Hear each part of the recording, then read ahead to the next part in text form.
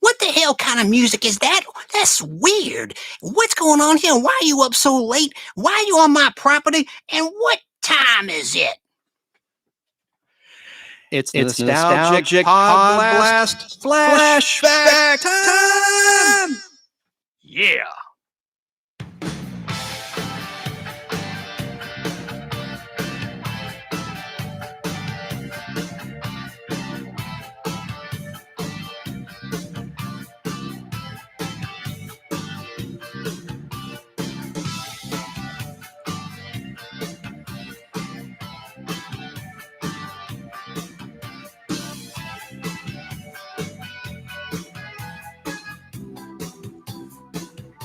Good evening. Welcome to the Nostalgic Podblast Flashback number 5. I'm your host, Chance Bartels, and we have a great show for you tonight live. And there's going to be a part of the show that's going to be a flashback to a radio show we did on a 50,000 watt Atlanta radio station called WTZA. And we didn't have that on camera then. That's the purpose of the Nostalgic Podblast Flashback, is we want to put this on camera because a lot of the shows we did, which were great shows, were never done on video. And today is the 1-year anniversary of this very YouTube channel, the Nostalgic Podblast. I set it up a year ago today on July 8th, 2020. So happy anniversary to us, as it were. And want to talk about some pop culture news, and then we'll get started on the main topic. First of all, I want to say that I'm going to try to work on not using as much profanity, which I'm about to do in a second. So you've been warned. I'm about to say some 4-letter words. And there's a reason I'm doing this. I have been working with some great guys on a radio show that's been around since 2013 called BK on the Air, hosted by Barry King, who started the show, and his co-host Alan Sanders, who's on all sorts of Atlanta radio. And he's on that station WBHF, which celebrates its 75th anniversary coming up in mere days. And they just had a big 4th of July parade. I was there. It was fantastic. Anyway, that's a neat pop culture show. I highly recommend. It's a good bookend to this show, the Nostalgic Podblast, and we sort of join forces, and it's great. We help each other out, and they're great guys, and we compliment each other. Again, they're on Saturdays from 10 a.m. to noon. In my segment, I have like a little solo segment at 11:35-ish in the morning, Saturday morning.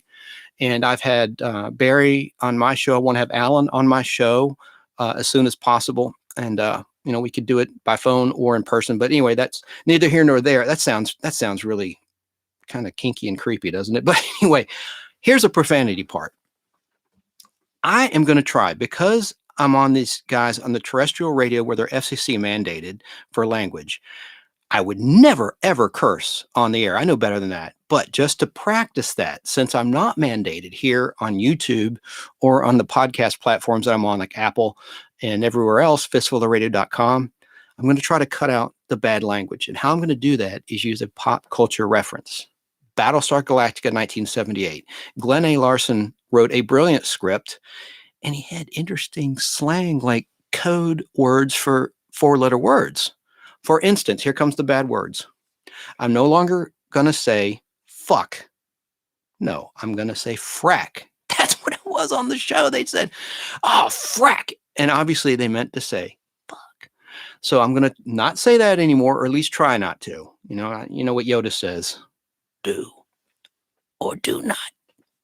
There is no try. I'm no Frank Oz, the voice of Yoda, but I'm going to do my best. And then instead of saying bullshit or shit, I'm going to say Felgerkarp. That was the Battlestar Galactica equivalent to the word bullshit. Felgerkarp. Felgerkarp. And also I'm going to eliminate a word that's really no longer in fashion these days. The word bitch. Instead of bitch, I'm going to say, there was this far out space nut. She cut me off in traffic. Or it can refer to a dude. Because to me, the word bitch is the equivalent to asshole. So instead of asshole or bitch, I'm going to say this far out space nut ripped me off. Couldn't believe it. Because I want to be not using those words as often as I have in the past. So that's what I'm going to do. Now, moving on to pop culture of today. Recently this week, the 5th episode of Loki dropped, and it's titled Journey into Mystery. And what's significant about that is Journey into Mystery is the title of the Thor comic book, the original title of the Thor comic book. When it first started, it was a monster comic, and it had mystery titles, hence the title Journey into Mystery. And then issue 83 of that book was released. It was right after Fantastic Four 1, a couple months after Fantastic Four #1 was released in August 1961. Well, in May 1962, that's the street date of Journey into Mystery issue 83, although on the cover it says August. Little tip, and a lot of people in Hollywood, like when they had the Stan Lee tribute that Disney and ABC TV aired, they kept whoever wrote that incorrectly stated the dates that specific books like Fantastic Four 1 was released to the public. They said in November 1961, the Fantastic Four changed everything when superheroes became a craze with Timely Comics and Atlas Comics. And Marvel was born. The Marvel Age of Comics was about to be bestowed upon the world in pop culture history. No, it was August 1961. And what's significant about that is when you think about it, what happens in August? Kids are out of school. It's after the 4th of July. It's hot, it's muggy, and kids are bored. So my point is, it's no wonder that book broke sales records, Fantastic Four issue 1, and ushered in a whole wave of superhero comics like Amazing Fantasy 15, first appearance of Spider-Man in 1962, The Incredible Hulk in 1962, and Journey into Mystery, which hit in May 1962 with an August 1962 cover date. I think it's cool that they use that title. Frack. I have a bad cable. See, I'm learning. I'm testing my own theory, but I really like how in Journey into Mystery there were a couple things that were really cool. One was that they featured a cool pinball machine space mission that Loki's sitting next to in the Netherworld, and that's a Williams pinball machine that was built in 1976. And I liked when in the movie Captain Marvel, which was released in March of 2019, they also had a vintage pinball machine in that, and that's Space Invaders from 1980 that Bally made. And here's a photo of me for YouTube viewers of me playing that very game in 1981 at Park Air Roller Rink, which is in Marietta, Georgia, or was. It burned to the ground I think in 1983, and people suspected, this is really local stuff, that the owner of Sparkles had set this place on fire, which I don't believe. And it was never proven. That was just always a rumor growing up. And anyway, there's me. I look like E.T. from the back. E.T. the extraterrestrial playing Space Invaders, which was featured in Captain Marvel. So I thought that was really cool. I don't want to give anything away about Loki. I'll talk about it with Barry and Alan Saturday on BK on the Air. But I just like how, because I'm a pinball nerd, I have 2 pinball machines in my collection, Indiana Jones The Pinball Adventure, which was built by Williams in 1993. And what's cool about that is it has the actors' voices, Harrison Ford, on down the line, all of them. And it's got at the end of every game that iconic line, "We have top men working on it." Who? Top men. There's a match feature at the end of every pinball game. Anyone that's played pinball knows what I'm talking about, where you see a series of numbers, and if 2 numbers match, you get a free game. And that's what you hear after every game of Indiana Jones, the Pinball Adventure, not to be confused with the Stern Electronics 2008 Indiana Jones game that was released when Kingdom of the Crystal Skull was released. I can't talk tonight. By the way, we wish Harrison Ford a swift recovery. He was injured on the set. Everyone knows about this by now that's a nerd like me.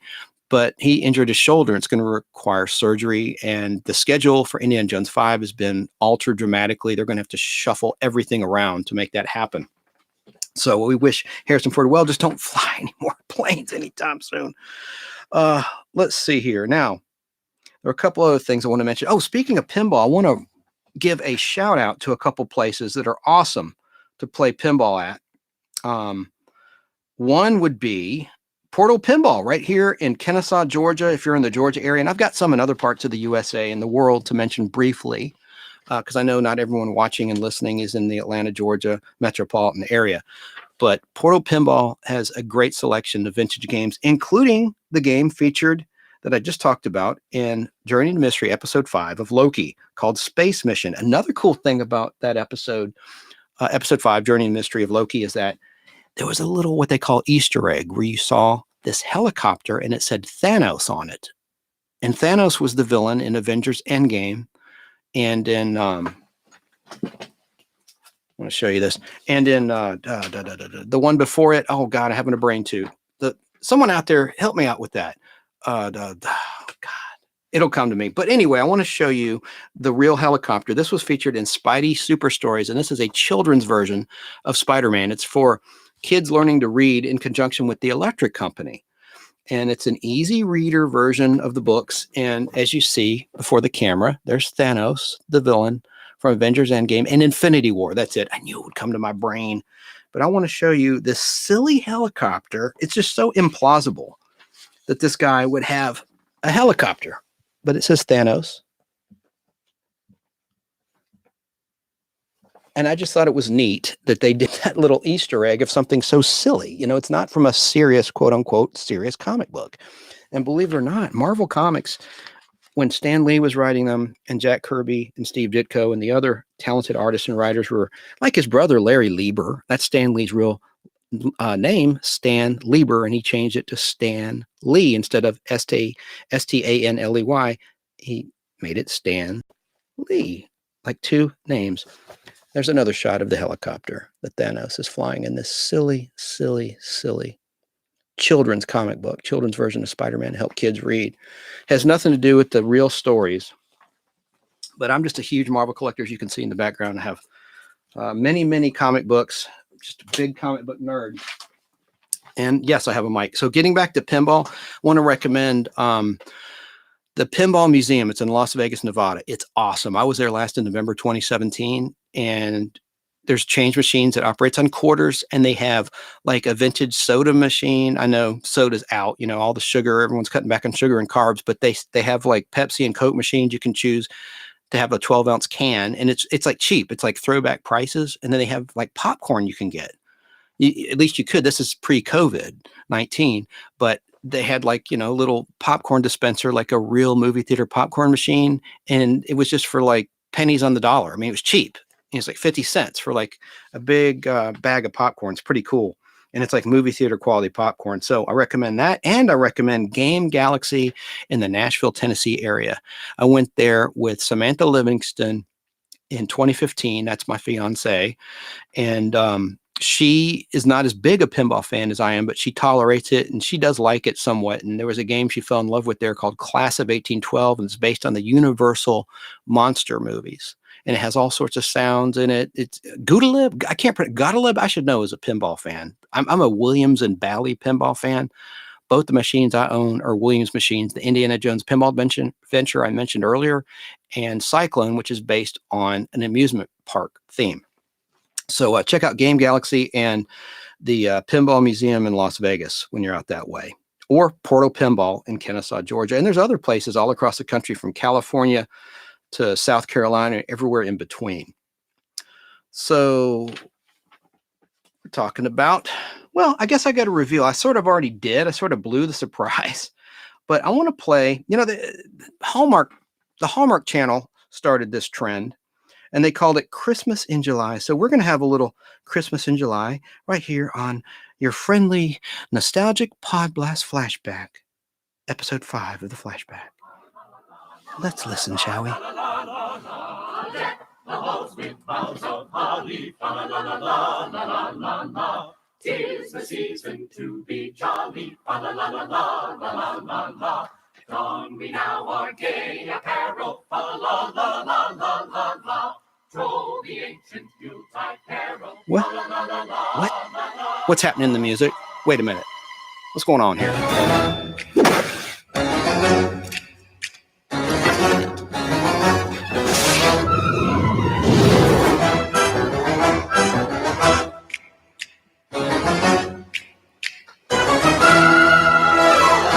Yeah, buddy. It's not Christmas in July. It's Halloween in July on the Nostalgic Podblast. And we're going to pose a question. And feel free to call in anytime, 770-438-1050. And the question is this. What do you like better? The Addams Family or the Munsters? Are you on Team Addams Family or Team Munsters? I'd like to know. Do you have a favorite episode, favorite anecdote? Let's talk about it.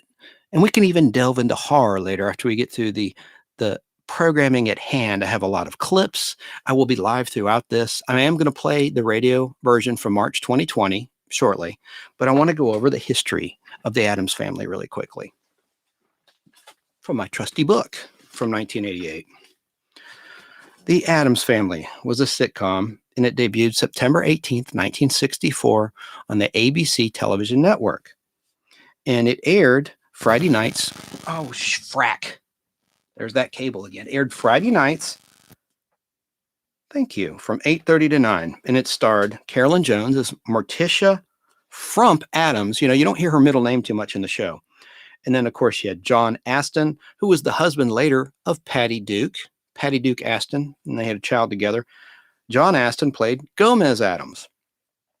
And Jackie Coogan, former child star, played Uncle Fester Frump. You had Ted Cassidy as Lurch. Could never do it as well as him. I don't have those kind of pipes. But you had Ted Cassidy as Lurch, who was a good narrator too. Oh, frack. Blossom Rock as Grandma Addams, and then Ken Weatherwax played Pugsley Addams. Little pigtailed Thursday Addams, that's her middle name, Thursday, was played by Lisa Loring. And then Cousin It was played by a man who just passed away. And I'll show you a signed picture I have of him, Felix Silla, who went on to play What You Doing, Buck? Hiya, Buck. Twiggy in Buck Rogers in the 25th Century, who was, of course, voiced by Mel Blanc. But here's a signed photo I got in Burbank, California in 2007. And it's cool because it shows Cousin It without his mask. You can see his little face there. And I love that picture. It's right there before the camera. So and then also you had this hand, the strange hand. We all know that hand that comes out of that black box. And you know whose hand that was? It was Ted Cassidy, Lurch. It was his hand. Now, here's the premise of the Addams Family. The strange, macabre, and somewhat amusing cartoon characters created by Charles Addams for the New Yorker magazine made their live-action debut in the fall of 1964, one of two almost identical ghoul comedies to premiere that year. See CBS's The Munsters, which we'll talk about tonight. Morticia was the beautiful but somber lady of the house. Her husband, Gomez, had strange, bulging eyes and rather destructive instincts, and he was horny too. Whenever she spoke French, it drove him wild with passion. That's not in the book. I'm just saying that. And also, Uncle Fester had destructive instincts, like with the trains where you'd have them collide. Kind of morbid, I guess. Now, Lurch, the butler, was a 7-foot-tall, warmed-over Frankenstein monster whose dialogue usually consisted solely of 2 words. You rang. The children also had rather ghoulish quality about them. Grandma, although a witch, was the most normal-looking one of the bunch. They all lived in a musty castle-like home full of strange objects, such as a disembodied hand called Thing, which kept popping out of a black box. And they scared almost everyone, except the viewers, to death. Anytime there was a visitor, a normal, like a banker or something that would stop by, they get all freaked out. And I guess that kind of wore a little thin as the show went on. But did you know that an animated version of The Addams Family aired Saturday mornings on NBC, different network than ABC that aired the regular one in prime time? Saturday morning on NBC from September 1973 to August 1975. And the competition for The Addams Family. Let me tell you about this real quick. This is interesting. The Addams Family on Friday night was up against these shows. In the first of 2 seasons, it was up against, let's see here. Oh, I didn't mention this.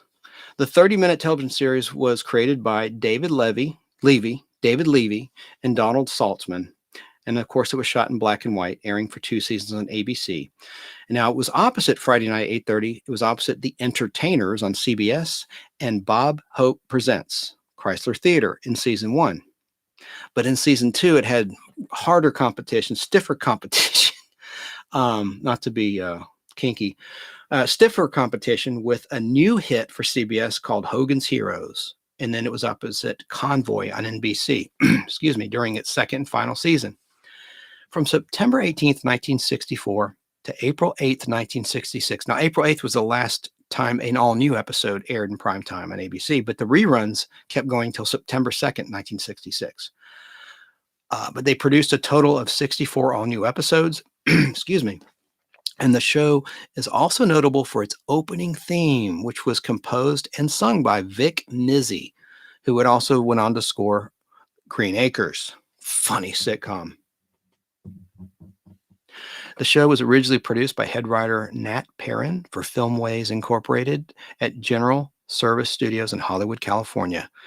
MGM, Metro-Goldwyn-Mayer, now owns the rights to the show. That needs to be updated because now Amazon bought MGM. So now Amazon owns The Addams Family, and you can watch it on Pluto TV, the 24/7 channel airing uncut episodes of The Addams Family.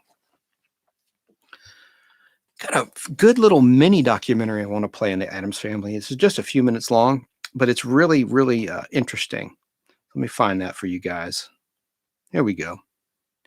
And this has the stars talking about their experiences working on The Addams Family. There we go. Thank you. That's a little Wednesday there. Here we go.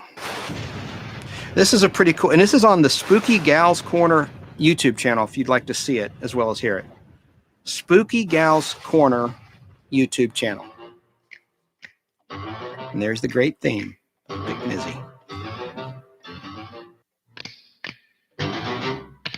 We didn't know that we were doing anything different. That's Pugsley, the actor played Pugsley. Or earth-shattering. It was a day's work, and we really enjoyed it, and we enjoyed being with each other. You know, working on The Addams Family, it was a truly a wonderful show to do. That's Felix. I used to love to go to work. Not only get paid to do something, Cousin It. but, you know, you get to see just work with wonderful people. The cast and the crew made it so wonderful for us kids that we just really had a pretty great time doing it. The first meeting I had about the Addams Family, the idea was that I would play the butler. I would play the character who eventually became named Lurch. I left the meeting thinking, you know, this is never going to happen. Later that day, I got a phone call from one of the people who was in the room, a man named David Levy, who was the creator of the show. And he said, I have a slightly different approach to this, and I'd like to talk to you about it. He said, I don't want you to play the butler. He says, I want you to play the father. And what this show is, really, is father knows best with different people. What are we going to do? Darling, I must have time to think. After all, this isn't some boyish prank like setting the house on fire. John Astin was a wonderful guy, very father-like. I feel as though he was a father-type figure. He always had that type of relationship with him. she had kids my age. John was very personable, a very funny man, and a very warm human being. You felt comfortable around him. John Astin became like a second father to me, truly. And John and I have remained close over the years, but he was just so wonderful, so funny, so good with us kids, and just a prince of a man. John Astin was great. I mean, I loved when he used to do the cigar. He had his little cigar and he smoked and he shivered and stick it inside his pocket. And mostly the fun was when Carolyn used to say something in French or wherever, and he used to grab her arm and kiss, It was a lot of fun. It was a lot of fun to work with those people. Really nice people. C'est la danse.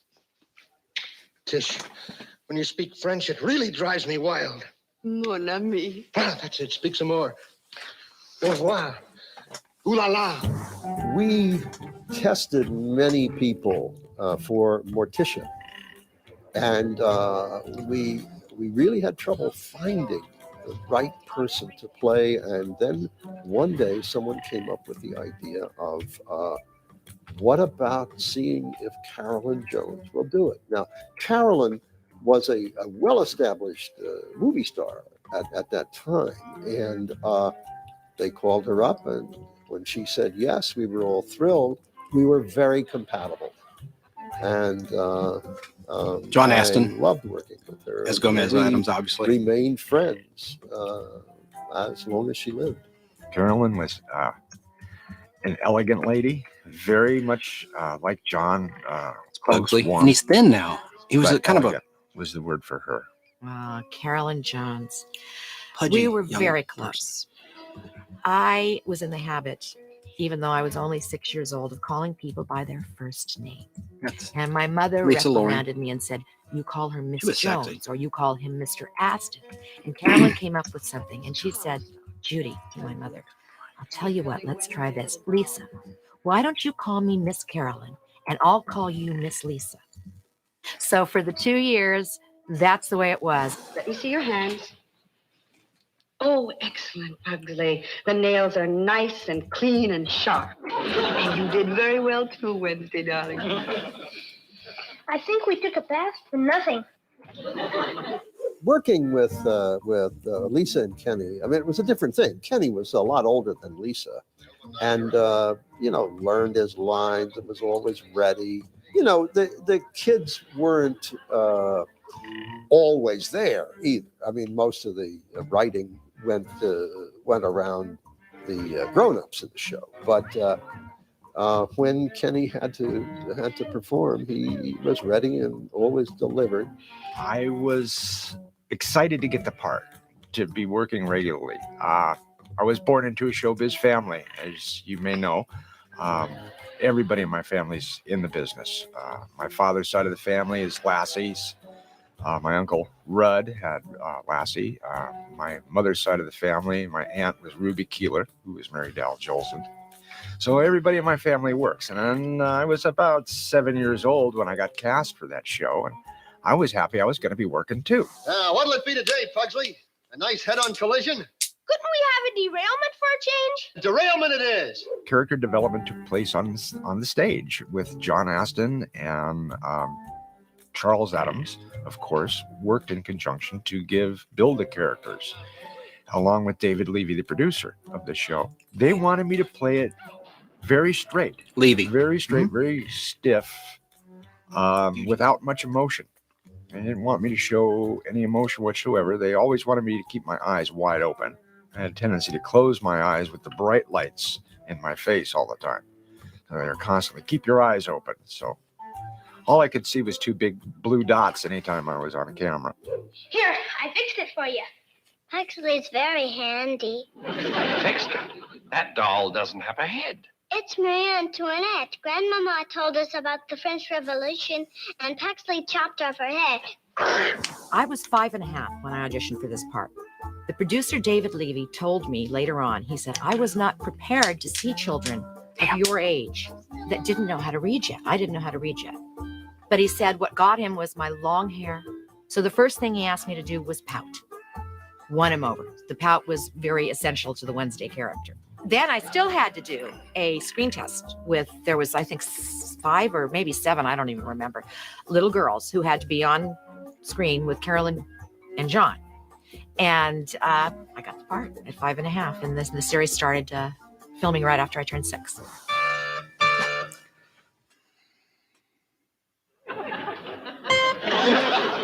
Thank you, Thing. But remember, nobody likes a smart thing. The character of Wednesday Addams, as being a little girl, was sometimes difficult for me because she had to be morose. I was never allowed to smile. The pout was the thing. And yet I worked with these people, John Astin, Carolyn Jones, Jackie Coogan, Ted Cassidy, everybody who were so funny and so wonderful. And I was just so happy. They'd have to stop if I wasn't pouting, so, and I had to do that for 2 years, from 6 till 8 years old. So that was a little difficult because she was definitely Wednesday. Wednesday's child is full of woe. That's what was required. So it was interesting. Lisa and I, we were about 3 years apart in age, and we didn't get along very much well at all on the set. They had to calm us down. We got along like a typical 6 and 8 year old. Kenny and I had a very difficult time in the beginning. We had certain jealousies. We were like a brother and sister. And of course, we went to school with a teacher from the Board of Education on the set, a tutor from the Board of Ed, when we were filming. And they at one time had to put up a partition between us because we would throw pens at each other. We would find our desks faced each other. So they put up a wood partition between us because we were just fighting like brothers and sisters. We got along well, and we didn't get along well. And there's a lot of, chasing each other around the set, and little wars and so on. But we were very close, and we've remained close all this time.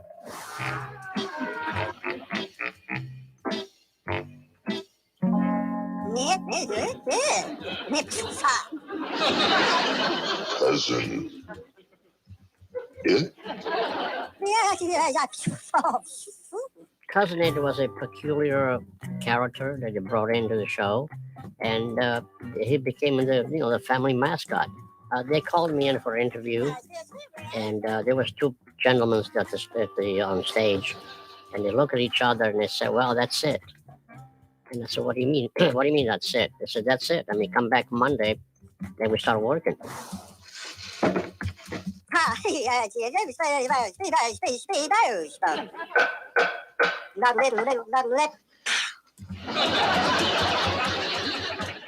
There actually was 2 pieces. Was like the skirt type, and then it was like a wig on top of my head with a derby head and a pair of sunglasses, and they just brushed down, blended with the brush, and that's was it. I mean, it was Cousin It. Felix, Cousin It. I loved to be around. He was the only one who was a little shorter than myself at 6.5 years old. And he was, to me, at that age, at 6.5, the way he interacted with Kenny and I, he was like another playmate.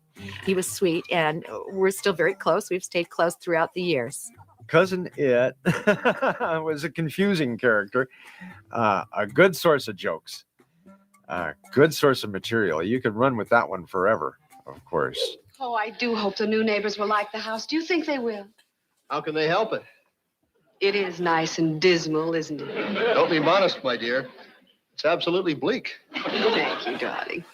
So if you want to see the rest of this, go to the YouTube channel Spooky Gals Corner. And it's pretty cute. And there's a little more of this. I don't want to just spoil their whole clip because they did the work on that. I'm just sharing it. But I love the Addams Family. And, there was a song that Ted Cassidy released, and it was a dance craze called The Lurch. And we're about to play the radio version of tonight's show, but I'm going to talk about the Munsters in a moment. But, oh, by the way, I want to give a shout out to Podcast Magazine. Thanks to people voting, I debuted in their top 50 countdown at number 24 in the top 25. The Nostalgic Podblast did, and I'm very grateful to anyone who voted. So just wanted to mention that. Thanks to Podcast Magazine and to everyone that voted.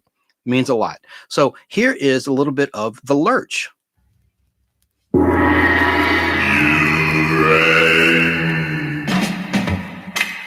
Ha! novelty song. Hey, Lurch, we just heard the news around town. And we're here to see what you're putting down. We thought you might give us a chance and teach us how to do the Lurch dance. Hey, Lurch, teach us how to do the Lurch dance. You're a servant. Yeah, Lurch, we want to learn to do the Lurch dance. Follow me.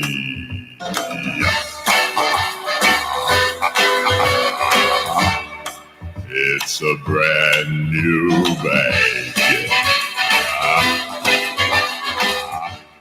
Don't just stand there. Lurch. It's the Lurch. So you get the idea. Little novelty song. Thought it was kind of cool. So the Addams Family left the airwaves in 1966. Of course, there were movies that were produced. I love the Addams Family Values better than the first one. And the Addams Family Values was released in 93. And I played a little bit of the trailer of that at the top of the show. I'll play a little bit more of that trailer real quick. I just thought it was great. And then there was a Halloween special called Halloween with the Addams Family from 1977. And it was in color, but it was shot on videotape, not film. And I like that a lot. And we talk about that and play a clip later on in tonight's show.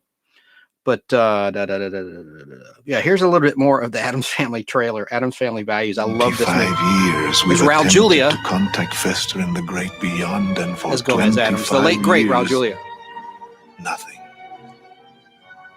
I'm beginning to think my brother truly is lost. Now, what about the gold? They got this filled. You shave your head, we dress you up. No problem. They'll think he's Fester, the long-lost brother. I hope so, Mr. Elford, for your sake. It's foolproof. It had better be. Christopher Lloyd as Uncle Fester. He did a fantastic job. Of course, he was Doc Brown in the Back to the Future movies. And he was in Taxi as Jim. A new chapter. Scabs. Do you think that's really Uncle Fester? They're on to me, Mother. I'm almost sure. They're not your family, Gordon. I am.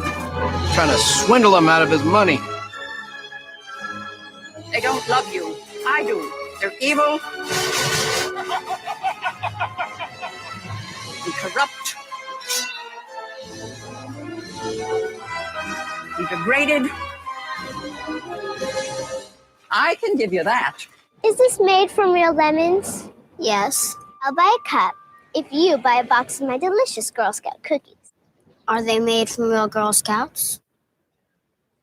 Christina Ricci. All right, so that movie was really good, and I thought the sequel was better than the original of the remakes. But Raul Julia and Angelica Houston were awesome in the title roles. So, as I mentioned, Addams Family was first bestowed on pop culture and TV land on September 18th, 1964. Well, a few days later on CBS, The Munsters debuted on September 24th, 1964, and it ran through September 1st, 1966. Now, that's the last time a rerun. I count that.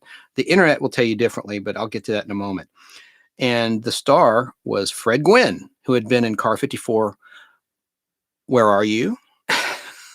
Of course, and with Al Lewis, who was in this show. And Yvonne DiCarlo played Lily. Al Lewis, who I just mentioned, played Grandpa Munster. And then you had Butch Patrick as Edward Wolfgang, otherwise known as Eddie Munster. Marilyn Munster originally was played by Beverly Owen in 1964, and then by Pat Priest.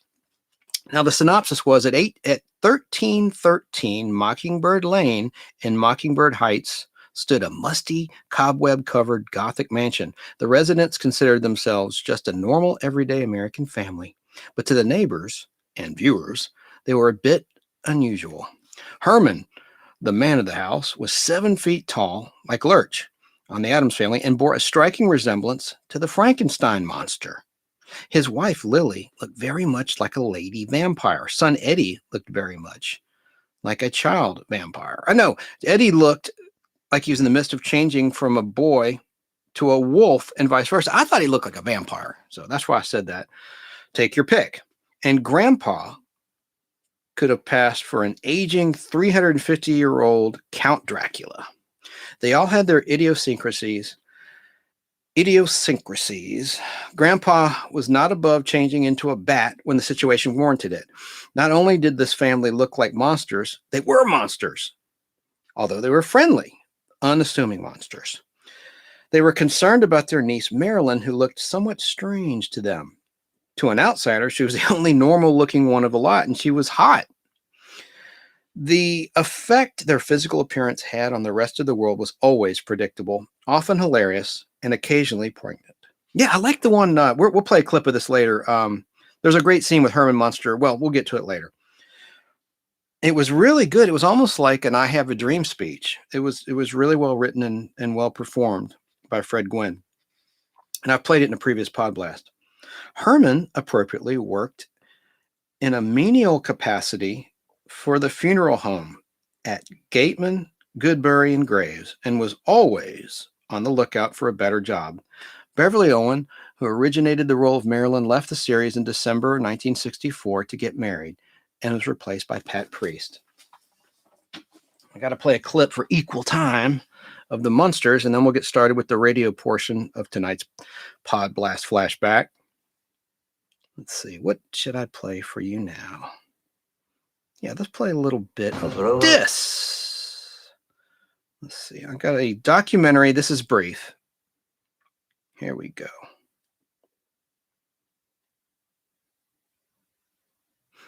And you'll recognize this narrator. Nearly 4 decades in rerun syndication. Hang on. Here it is. Yoo-hoo! I'm home! They were America's first family of fright.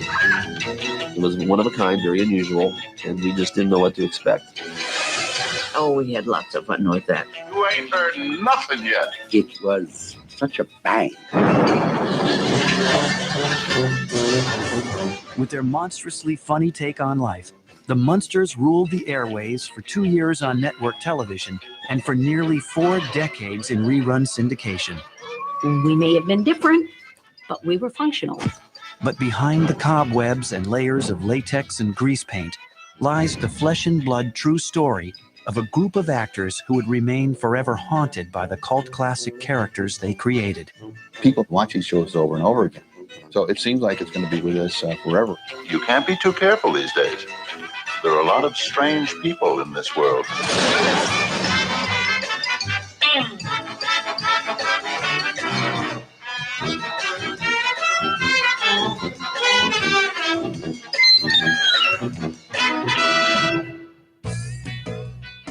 The narrator is Bill Mooney. 1964. It was the year of the Mustang, Little Surfer Girls, and the British invasion. It was also the year Life magazine dubbed TV's Year of the Monster. Ever since Universal Studios sold their library of famous fright films to television in the 1950s, classic creatures like Dracula and Frankenstein had once again risen from their graves. It's alive! It's alive! It's alive! Within a decade, Monsters had become eerily potent pitchmen, selling everything from magazines and model kits to board games and bubble bath. Monsters were now not only frightening, they were fun. Of course, the idea of funny monsters wasn't new. In 1945, kid-friendly versions of Hollywood's classic creatures were conceived by Bugs Bunny animator Bob Clampett, who wanted to feature them in a series of cartoons. He developed a series called The Monster Family, which included Frankie Monster, he was the father, and he had a vampire wife. He submitted this to Universal and never heard anything about it again. It wasn't until the early 1960s that the idea of a primetime monster sitcom began to haunt the imaginations of network television executives. In 1963, out-of-this-world fare like My Favorite Martian had proven hugely popular. Almost overnight, Hollywood began digging up their old movie monsters in an effort to capitalize on the creepy craze. There was like this weird little cultural explosion at the moment about spoofing sitcoms through the conventions of fantasy and through horror. Third place ABC network began developing 2 spooky sitcoms. One about a sexy witch named Samantha. Bewitched. And another about a macabre family of misfits. The Addams based Family. on New Yorker cartoonist Charles Addams' most popular illustrations. But the Addams Family had been based in large part on Universal Studios' classic monster characters. So Universal TV executives wasted no time in an effort to scare up a creepy comedy series of their own for CBS. After Rocky and Bullwinkle writers Al Burns and Chris Hayward submitted a concept about a family of cartoon monsters living in suburbia, the idea was further developed by writers Norm Liebman and Ed Haas, under the watchful guidance of veteran producers Joe Connolly and Bob Mosher, the team responsible for the mega-hit sitcom Leave It to Beaver. We always had 2 camps at CBS. Should it be a cartoon show? Should it be with real people? The thought about the Munsters as a cartoon continued until the pilot was made. The script for the pilot told the story of a Frankenstein monster who was a mortician and the head of a family of ghouls. We thought this is a sketch. We never saw it go beyond just being that. We never thought about casting. We never thought about, how do you make Frankenstein funny? So there you go. Now we're going to get to the radio portion of this. I'll get back to that later, but that was Bill Mumy, otherwise known as Little Will Robinson of Lost in Space, and he's been in a lot of projects like Babylon 5 as an adult. He's done all sorts of acting, and he's got actors in his family, or at least his daughter's an actor. So let's start with this. Let's go back in time, give you the air date.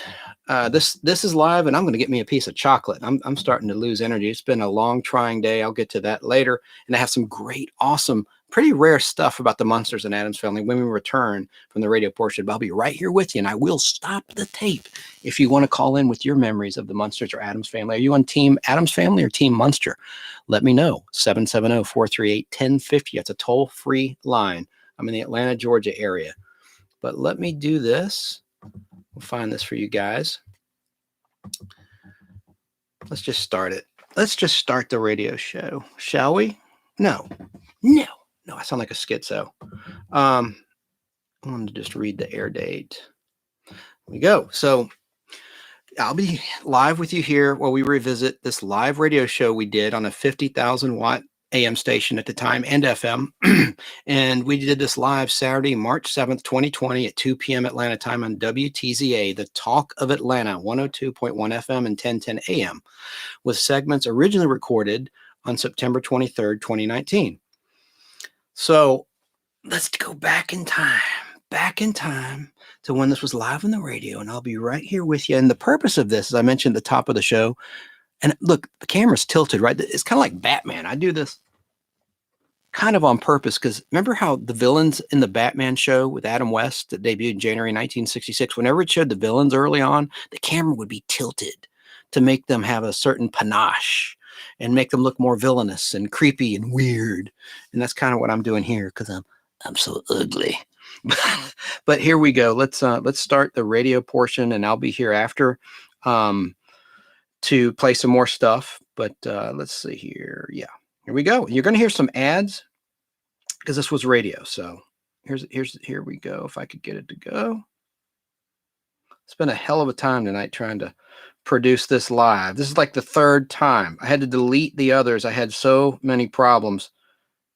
And apparently the problems are persisting. Here we go. I got it.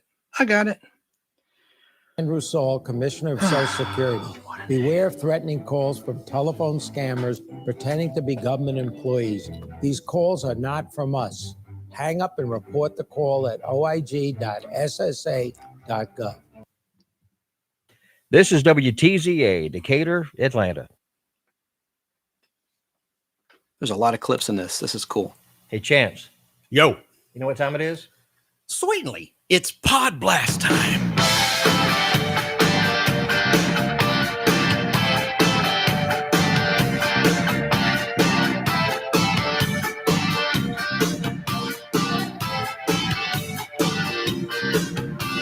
Let's about 5 minutes after 2 o'clock here on a Saturday at WTZA. Hello, Atlanta. Al Hardy Saturday. here and Chance Bartels. Saturday, March 7th, 2020, live from the Oxygen Financial Studios here in Lilburn. I'm Chance Bartels. Al Hardy is my producer and co-host. He's running the board. And Tom Williams. Now, wait a minute. Will be here I'm later. a co-host. I just happen to be running the controls. I'm not your producer. That's right. I stand corrected. Okay. Well. And Tom Williams will be here. He's our third host, and he is at a dental appointment, but he's going to be here later when we take some calls. Our topic today is a good one. I'll get to that in just a second. Last week we talked about the great Quinn Martin shows of the 60s, The Invaders and The Fugitive. And did you watch The Invaders pilot at midnight on MeTV? No, I'm never up ever? that time of night. I watch it on the box set you gave me every once in a while. I never stay up to watch it on TV. Even I'm glad they do run it, though. Don't get me wrong. Well, I'm such a nerd. I'm in a group on Twitter, hashtag MeTV Invaders, and we live tweet each other. And I love watching the pilot with the rest of the world, even though I've seen it a dozen times. But it was really good. And tonight is episode 2, The Experiment with Roddy McDowell, who most people remember from Planet of the Apes. He was in the original movie Planet of the Apes, and then he went on to do the TV series. That's what I'm talking about. That's Yeah. right. He stayed with that franchise throughout the entire run, collecting a check. Well, did I ask you last week I think you prefer, which show do you prefer, Fugitive or Invaders, or you like them both the same? You did ask, and I don't remember what you said. I'm a comic book geek and sci-fi geek, so Probably Invaders. Invaders, but it's a close tie. But Yeah. I'd say Invaders has the edge. Yeah. Well, I like them both. I think probably the Invaders would be my favorite also. And MeTV is such a great channel. I need to give them a call and see if they'll advertise with us, because we could that be a would be good nice. partner. We'd have a good partnership with them. But well, this week we're still stuck in the 60s because we're going to discuss the Munsters versus the Addams Family. But everybody I talk to likes the Addams Family over the Munsters. And I like them both, don't get me wrong, but if I had to choose one, I would choose the Munsters. But everybody I ask chooses the Addams Family. Now, why do you choose the Addams Family over the Munsters? What makes it your favorite over the Munsters? I'm on Team Addams Family, and here's why. Because I remember the movies and the TV show growing up watching it on Turner, the classic reruns that you work for. By the way, our audience may not know that you used to work for Ted Turner's company, Turner Broadcasting, for years, as did Tom Williams. That's how you got to become friends. Right. And I loved the theme song, man. The Snap Your Fingers. Da-na-na-na. No, it's a great. So it was a very clever. The characters, very great, the actors. You had Lurch, Cousin It. By the way, back in 2007, I met the actor who played Cousin It. That's Felix Silla. He's a little person, of course. Yeah. And a lot of people may remember him from Buck Rogers in the 25th Century. He played the robot Twiggy. Hiya, Buck. And he was a great actor. He's still alive. But anyway, answer your question. I just always liked the characters. And now, how about Thing? How about the hand that came out of the box? Well, that was clever. I mean, the show is a great show, don't get me wrong. And I like all of them. And that actor was Ted. This is what Tom taught me. The actor who played Lurch played Thing. It was his hand that came out of the crate. It was a big hand, too. And you're going to hear in the podcast portion of today's show a song. This is something that Tom Williams will play in our pre-recorded segment. There's a song that Ted Cassidy as Lurch performed, and I think it was a hit. And we'll talk about that later and play the song. Maybe it was. And it was on Shindig and other shows like that of the 60s. Of the cast, how many's left from the Addams Family?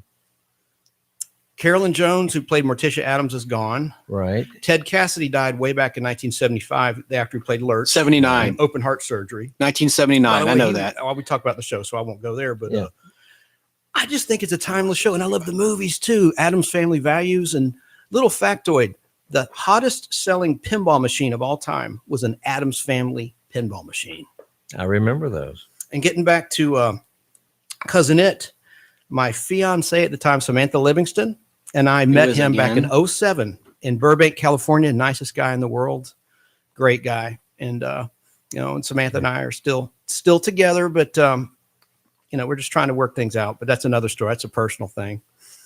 But I was going to say, the Addams Family pinball machine that I just referenced, it sold more than any other pinball machine in history. And I'm a pinball collector. I own 2 machines. It came out March 1992. It sold 20,270 units in that production run. And Bally produced that machine. And there's a place here in town called Portal Pinball in Kennesaw that has retro pinball machines. And they've got an Addams Family there. There's like a gold edition and then a standard. It's a great game, but that's another topic. I digress. I had one pinball machine in my collection. It was a $6 million man. Yeah, you told me. Yeah, but you sold it. I sold it. Yeah. I've got an Indiana Jones, the pinball adventure machine, which is worth about $20,000 now. It was produced in 1993 by Williams, and one called Cyclone, which is like a theme from 1988, an amusement park theme. But what this show is about, this is really a time capsule. Okay. So we talk about all things pop culture, and it's the first show in Atlanta radio that covers pop culture. And we also are the only one that I know of, at least in Atlanta radio history, that actually airs a podcast. So what we're going to roll here in a little while is something we recorded last October. This was our 5th show. This was our 5th show we did in October 2019. And we also, in the next 2 weeks, we have a 2-part special we'll talk about when we come back live. Now, our phone number is 678-996-1776, here live at the Oxygen Financial Studios in Lilburn. Talk of Atlanta, WTZA, 1010 AM, 102.1 FM. If you want to talk about your favorite, do you like the Munsters? Do you like the Addams Family? Is there a favorite episode? Is there a favorite bit? Favorite actor? Anything to do with Addams Family and the Munsters. And we got some great clips, some great interviews. So pour yourself a drink, have a cup of coffee or something stronger, and check out the Addams Family versus the Munsters. Roll it out.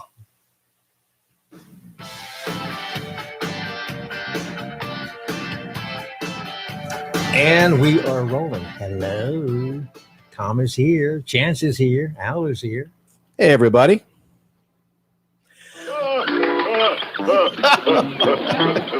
I'll give you one guess as to who that laugh was. Chance. Go on. Tell me. Fred somebody. Fred who? Fred somebody. Who? Begins with a G, I think. It's spelled kind of weird. Is it Gwen? That's it. Wasn't he in Car 54? Where are you? Yeah, yeah, he was in Car 54. Where are you? He was in several shows. He also did a private detective show. He lived in a small car, and he had a filing cabinet where the passenger seat was. It was a very short-lived pilot. I think he did a pilot, and I think they did a few shows, and it was gone. I mean, it was gone quicker than it came, but it was a very cool show, and I can't find those shows anywhere. I know they're out there.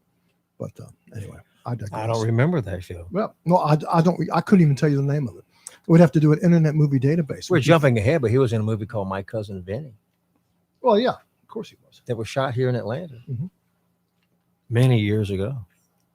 Yep, it was good. He really was. He really was. So what we're doing, I didn't mean to interrupt. We record this podcast on Sundays, and as we record this, Halloween is right around the corner. So we're going to do a couple Halloween-themed pop culture podcasts. It's actually called the new name that we've branded ourselves via Tom Williams. That's not what it's called. It's called the Nostalgic Podblast. Yeah, Nostalgic Podblast. And Tom came up with that. I came up with 4 different logos, and Al kept saying, "Now you need to do this. No, you need to do that.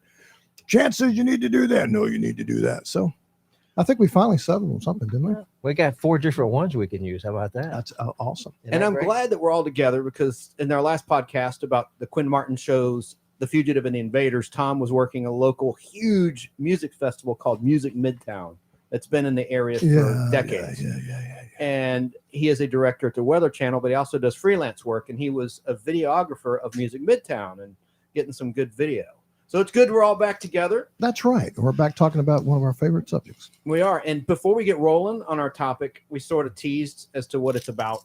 I want to start something called the Correction Corner, because I tend to only Chance makes a mistake, you know? No, I never. Wait. Well, you're the one that's got the big mouth. I mean, you're the one that makes the big mistake. I hate my voice. I talk too much. I'm not going to talk much this time once I get past this But correction. in order to get to the Correction Corner the proper way, let's Grandpa say the magic word.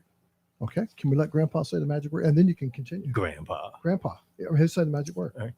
Abracadabra. There it is. There it is. Abracadabra right there. So now you may. Abracadabra. And there it is again because I couldn't hit stop quick. Abracadabra. No, I really can't hit stop. There you go. All right. Now this is getting ridiculous. I'm sorry. Okay, you can go, Chance. I'm sorry. That's Al Lewis, who played Grandpa Munster in the Munsters, of course, and we'll talk a lot about him later on. But I just want to correct a few things, and also we have some listener feedback. We got really good feedback about the fugitive portion of the last podcast we did. But here's a couple things I wish I had added. So some of these are corrections, and some of these are additions. One is that I mentioned who David Jansen's spouses were, but I left out Roy Thinnis's spouse, Lynn Loring. That was his wife at the time The Invaders was filmed, and they acted together in a season 1 episode called Panic. Did you know that he had had Robert Walker Jr. in it? Do you know he has a ponytail now? I did not. Yes, sir. He certainly does. He has a wow. ponytail. Anyway, keep going. Oh no, just You had a ponytail one time too. I sure did. Panic is an episode of The Invaders with Robert Walker Jr., who most sci-fi fans will recognize from the original Star Trek. He played Charlie in the episode Charlie X, and he had tremendous mental powers, and he was abusing his power because he was an adolescent. Anyway, in The Invaders, he also had a problem. He had a frozen touch of doom, and when he touched a human being, he was an alien invader with a virus, Did it matter and he would where freeze touched people you? to death. And Lynn Loring. sorry. No, actually, it didn't. They turned blue. He froze a poor German shepherd to death in that episode. Son of a gun. Animal abuse. That's bastardo. That's terrible. So, and then, all right. So, No letters, please. I went on and on about Diane Baker, who played the alien in the Pilot of the Invaders, and I talked about some of her other movies you've seen her in. And I forgot to mention she was in Silence of the Lambs. So let me check that off my correction list.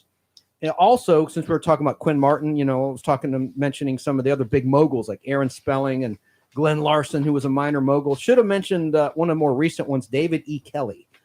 He had a lot of great shows like Boston Public, Boston Legal, and he's the husband of Michelle Pfeiffer. Why was I thinking he passed away? Am I wrong? No, he's still alive. I hope I'm wrong. Okay, good. And speaking of still alive, in the fugitive portion of our last podcast, we were debating as to whether Tom Skerritt's still alive. Well, he is. He's alive and well. Very much so.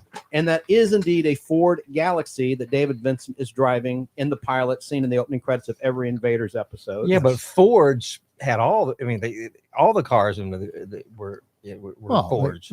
They probably gave them to them as long as they give them a credit at the end of the show.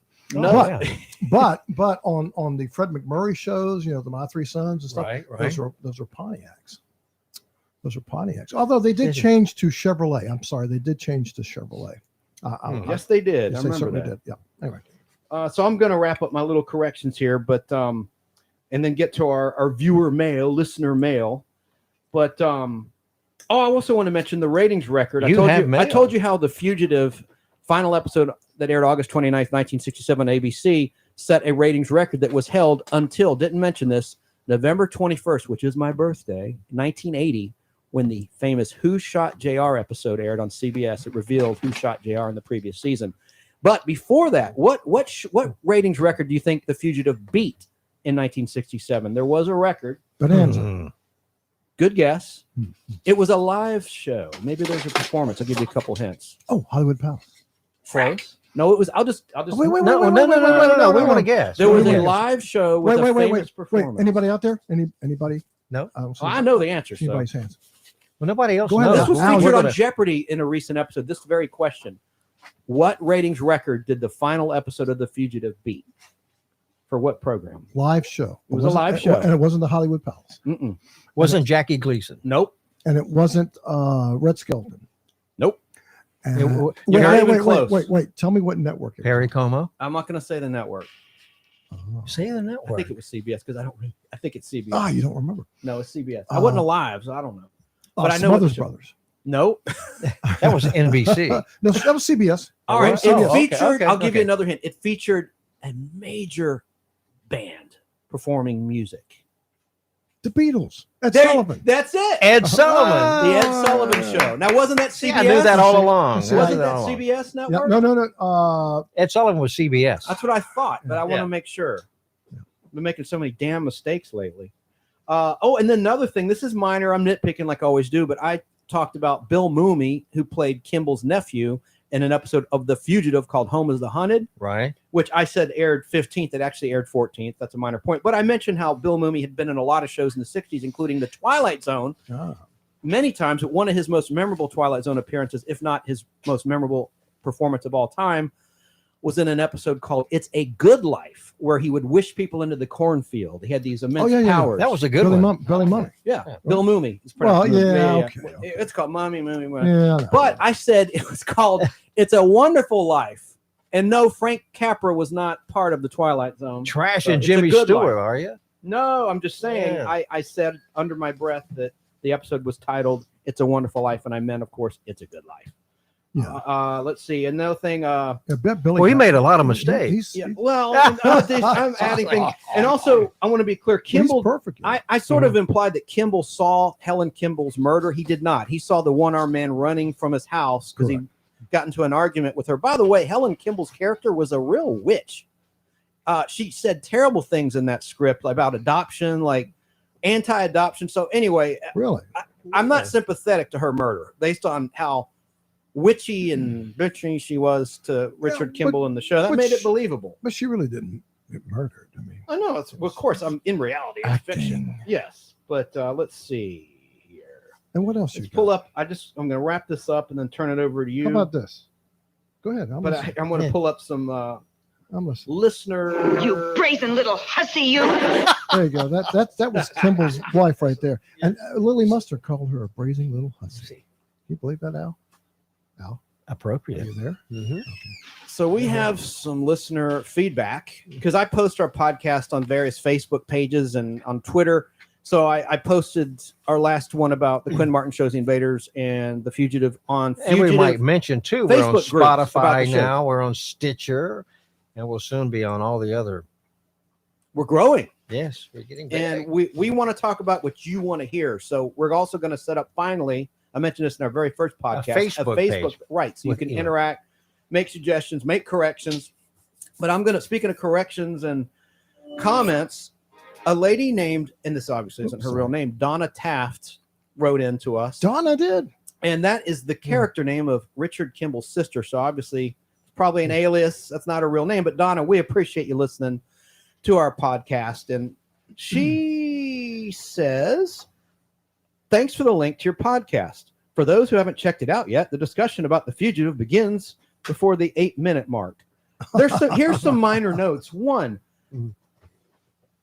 I was glad that you later corrected your early mention of Barry Morse as being from Canada. He was born in London to a Cockney family. He married actress Sydney Sturgis in 1939 after a 2-month courtship.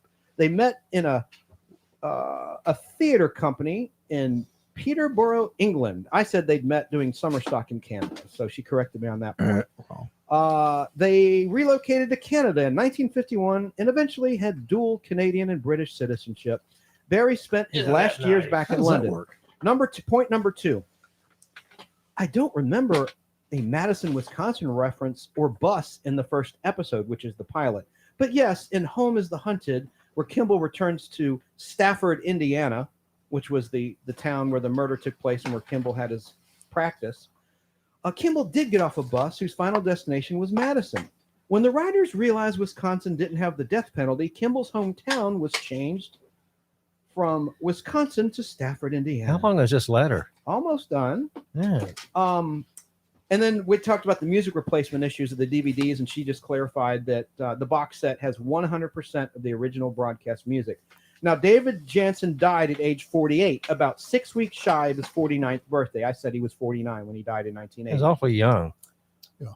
And she just wanted to point out that we played a clip of David Jansen on The Tonight Show with Johnny Carson, and she said that was just one of 7 times that David appeared on The Tonight Show.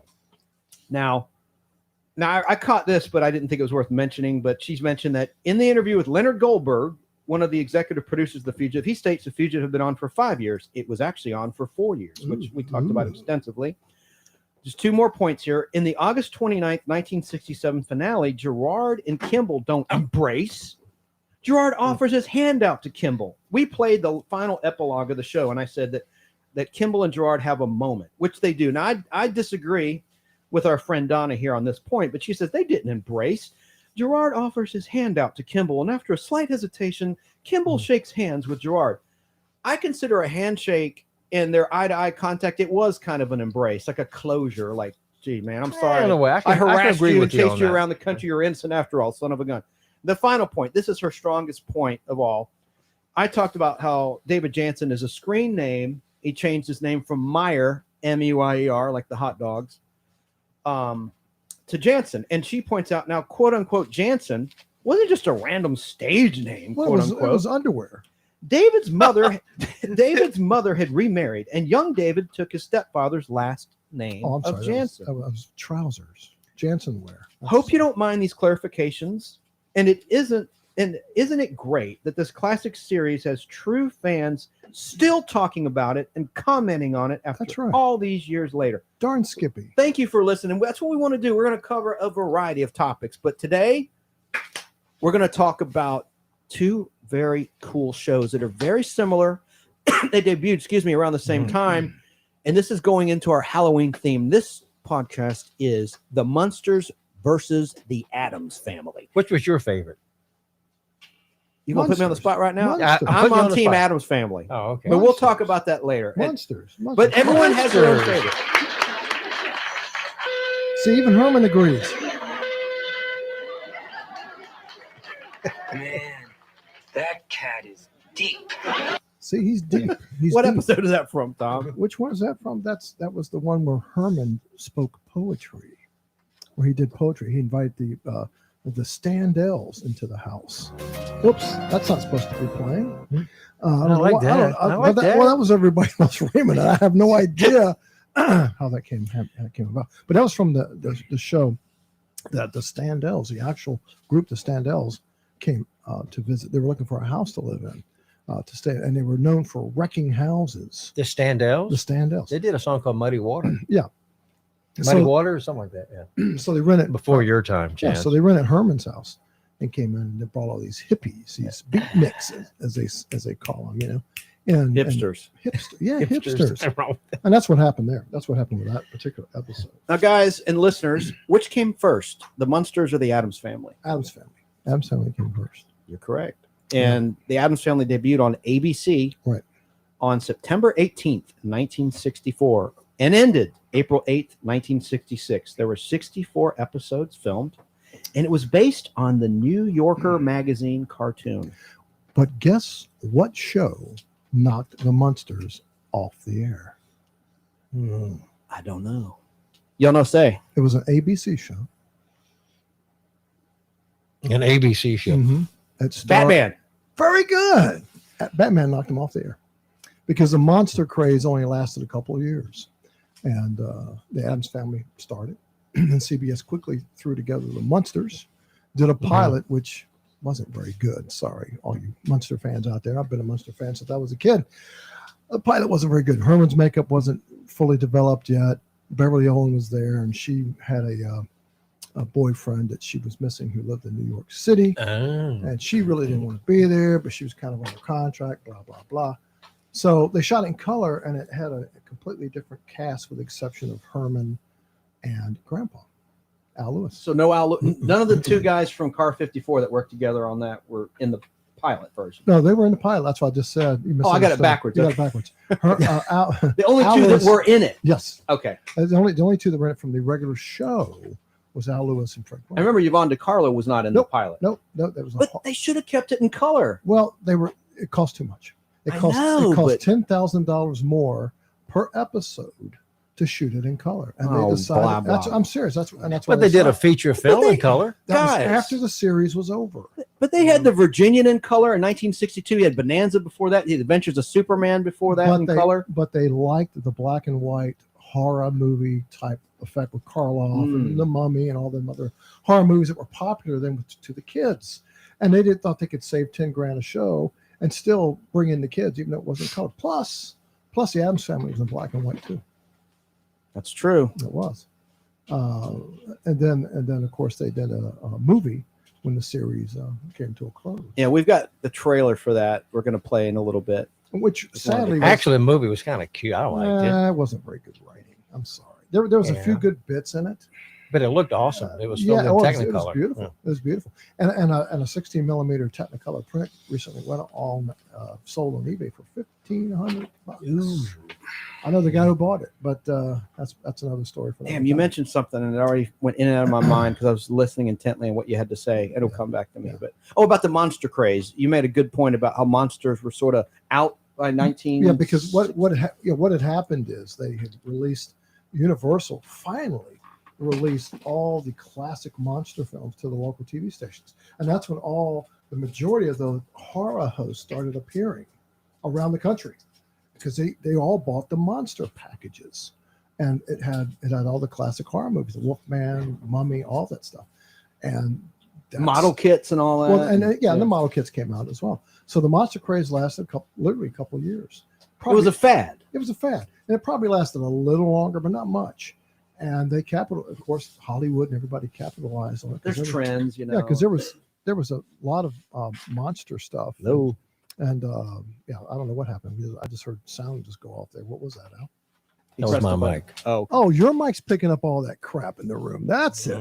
See, Al has the real fancy. I hate to digress. Well, we had a little bit of room noise. It's not too bad. I can turn it off. I can turn it off. Matter of fact, why don't you just turn your mic off, kick back, and mean that chance. No problem. I'm kidding, Al. I'm kidding, Al. Anytime Al's going to warn us about how much time we've recorded, he's always like, we've gone 30 minutes. We've gone 40. We've got to stop after an hour. I'm like, it's a podcast. If we're on a roll, we'll keep going. And whenever Al's mic kicks in, you're going to hear a lot of room noise. You're going to hear a fan. You're going to hear text messages. Ding. But see, Chance and I are using the same exact mic like Rush Limbaugh uses. See, we're using the fabulous EV microphones. But anyway, we probably alienated half our audience. Well, I'm just doing a comparison with that reference. Yeah. But anyway, now they can't tell the difference. To make a long, your mic sounds deeper. But anyway, to make a long story short, I love what you said about monsters. It was the monsters that started it all. Then ABC started with the Addams Family, of course. And then it now, did you ever see, talking about the Addams Family real quick to digress, did you ever see Ted Cassidy on Shindig? I think it was either Shindig or Hullabaloo. I think it was Shindig. And Ted Cassidy, everybody played Lurch on the Addams Family. Yeah. Well, he had a hit single. Are you pooping me? No, I'm not. It's called The Lurch. It was a 45 RPM, and right now there's one again on eBay about $250. Wow. Now I'm not saying it's going to sell for that. I wouldn't pay for that. That's what someone's asking But it has the picture sleeve on it. Is it a buy it now for that price? No, I don't think it is. Okay. I think that's it's the opening bid. Yeah, I think so. Oh Lord! But to make a lot again to save a lot of time because Al is in a hurry for something. It's not like he has something in a hurry. When you get your shorts on, you're ready to run out the door. The 45 became popular in around that same time, and he was on Shindig doing the Lurch. You want to hear a little bit of it? Yeah, I'd love that. Let's hear a little bit of it.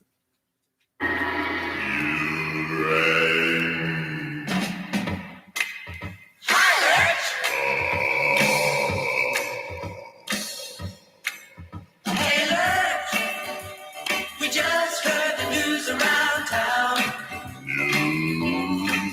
And we're here to see what you're putting down.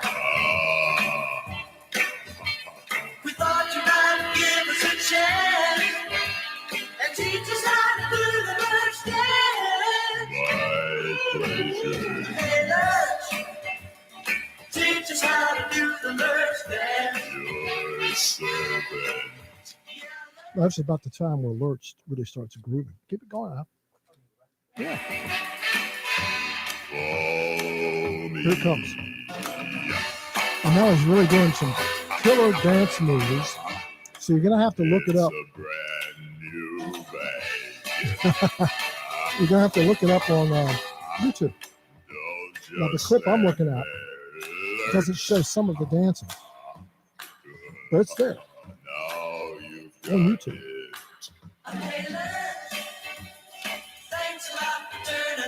All right, so that was Shindig from 1965. Now, let me ask you a question, Chance. Shoot. I probably saw that. Where were you in 65? In the Cosmos. I wasn't around yet. Al, where were you? Do I have to tell you? Well, I was in the... You were in Wilmington, weren't you? Yeah, Wilmington, North Carolina. I was in Virginia.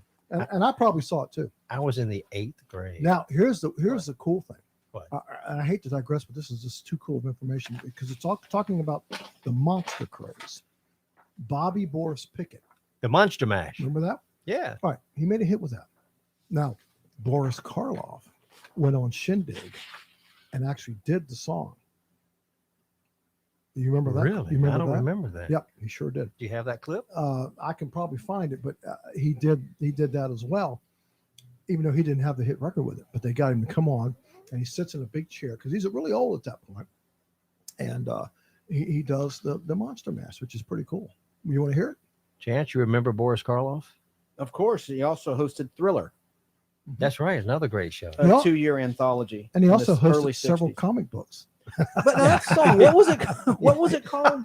With Lurch, with The Ted Lurch. Cassidy? The Lurch. The Lurch. All right. So he's not really singing. He's just talking. Yes, he's talking. Yeah, that's not what I like. It. Don't me. I'm not being critical. It's just That's why it threw me when you said, "Did you know he had a song?" I'm like, with that voice singing, that baritone. Now here's the interesting thing. I really at this moment in time, I could probably find out. I don't know. That's still playing. Is it really?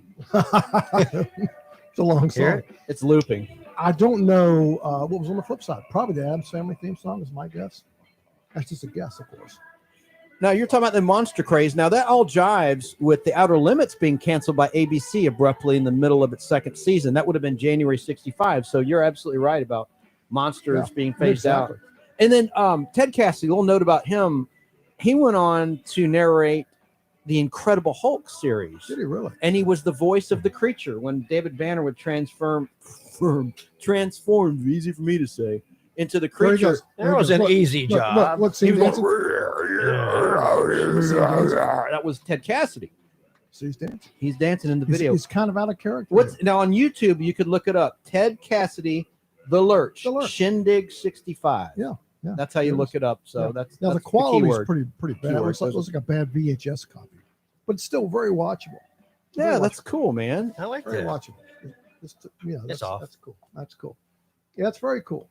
And unfortunately, he died in '79 having open heart surgery.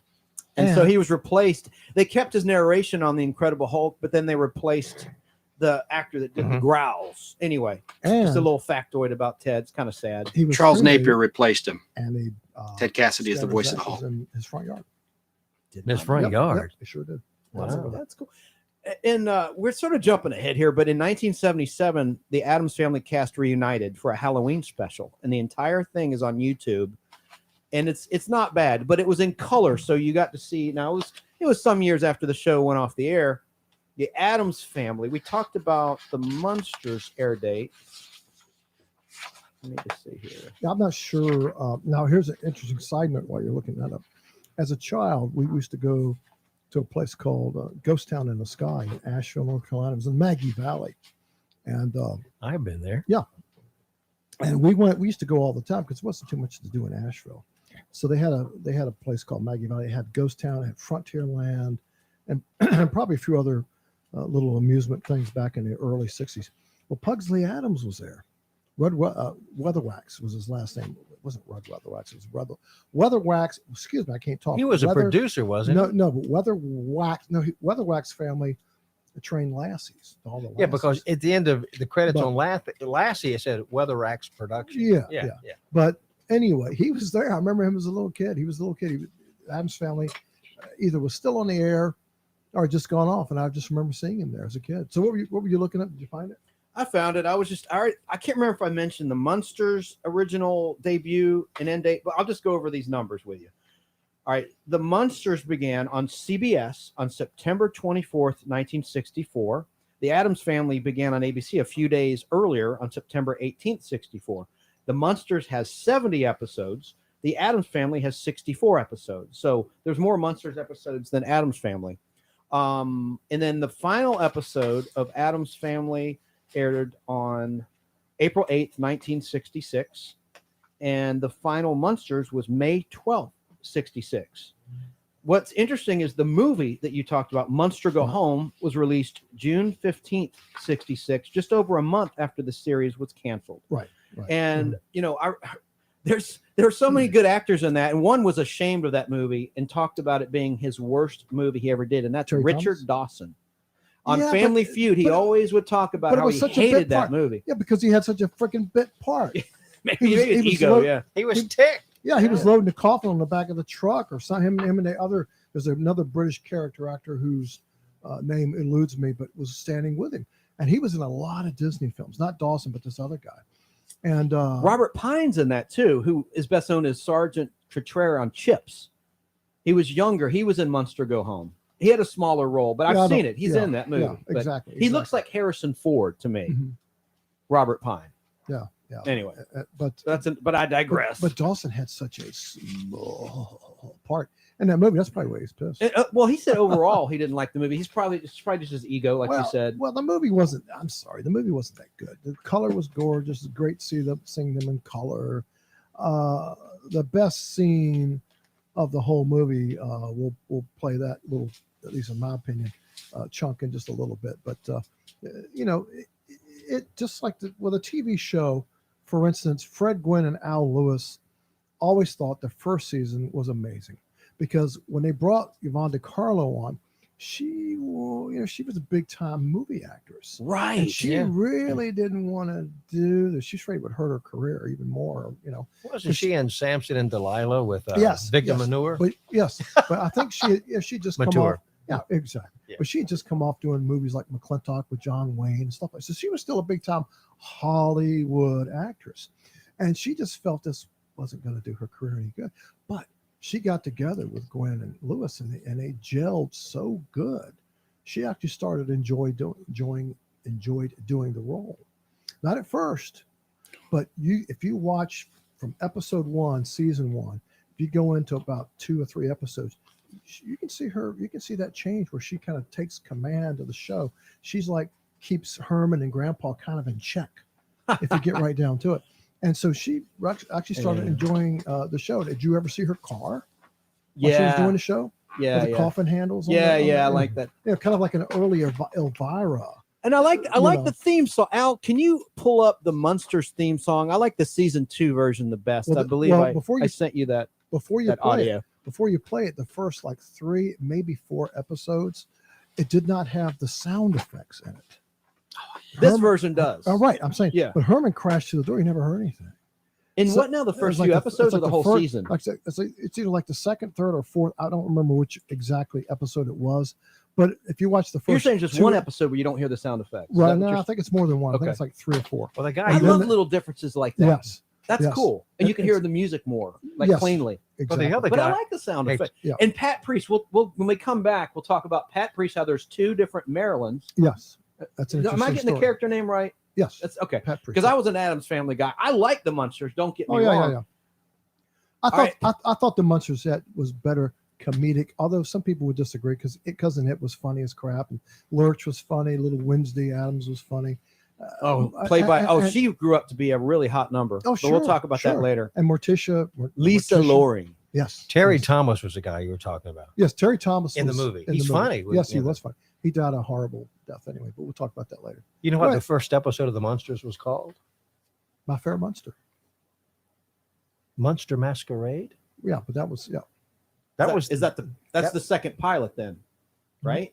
I don't. Was there like a second? It was pilot? Munster Masquerade. After the color, was there a black and white version of the pilot? Yes, per se? yes. What they did is they took the pilot, which is shot in color, and then they made it into the first episode. They reshot it because Herman now had the good makeup on and everything. So it was re-edited. Like, did they use some scenes? No, they didn't. No, they couldn't. Okay. They couldn't because it was all different new characters. I know, but they could have shown.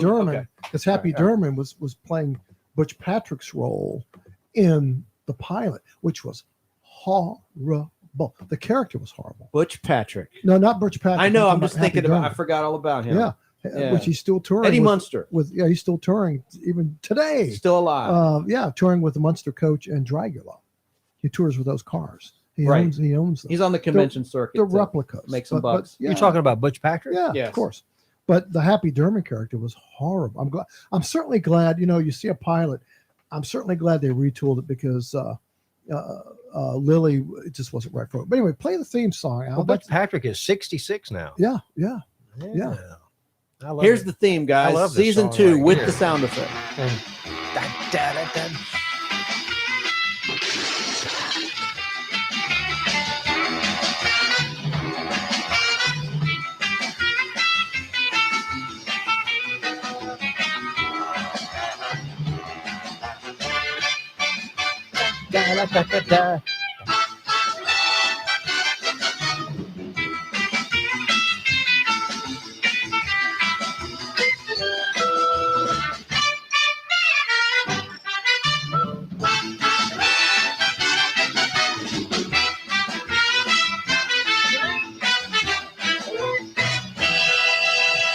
So because me, That's like a Beach Boys vibe, right? Well, it is.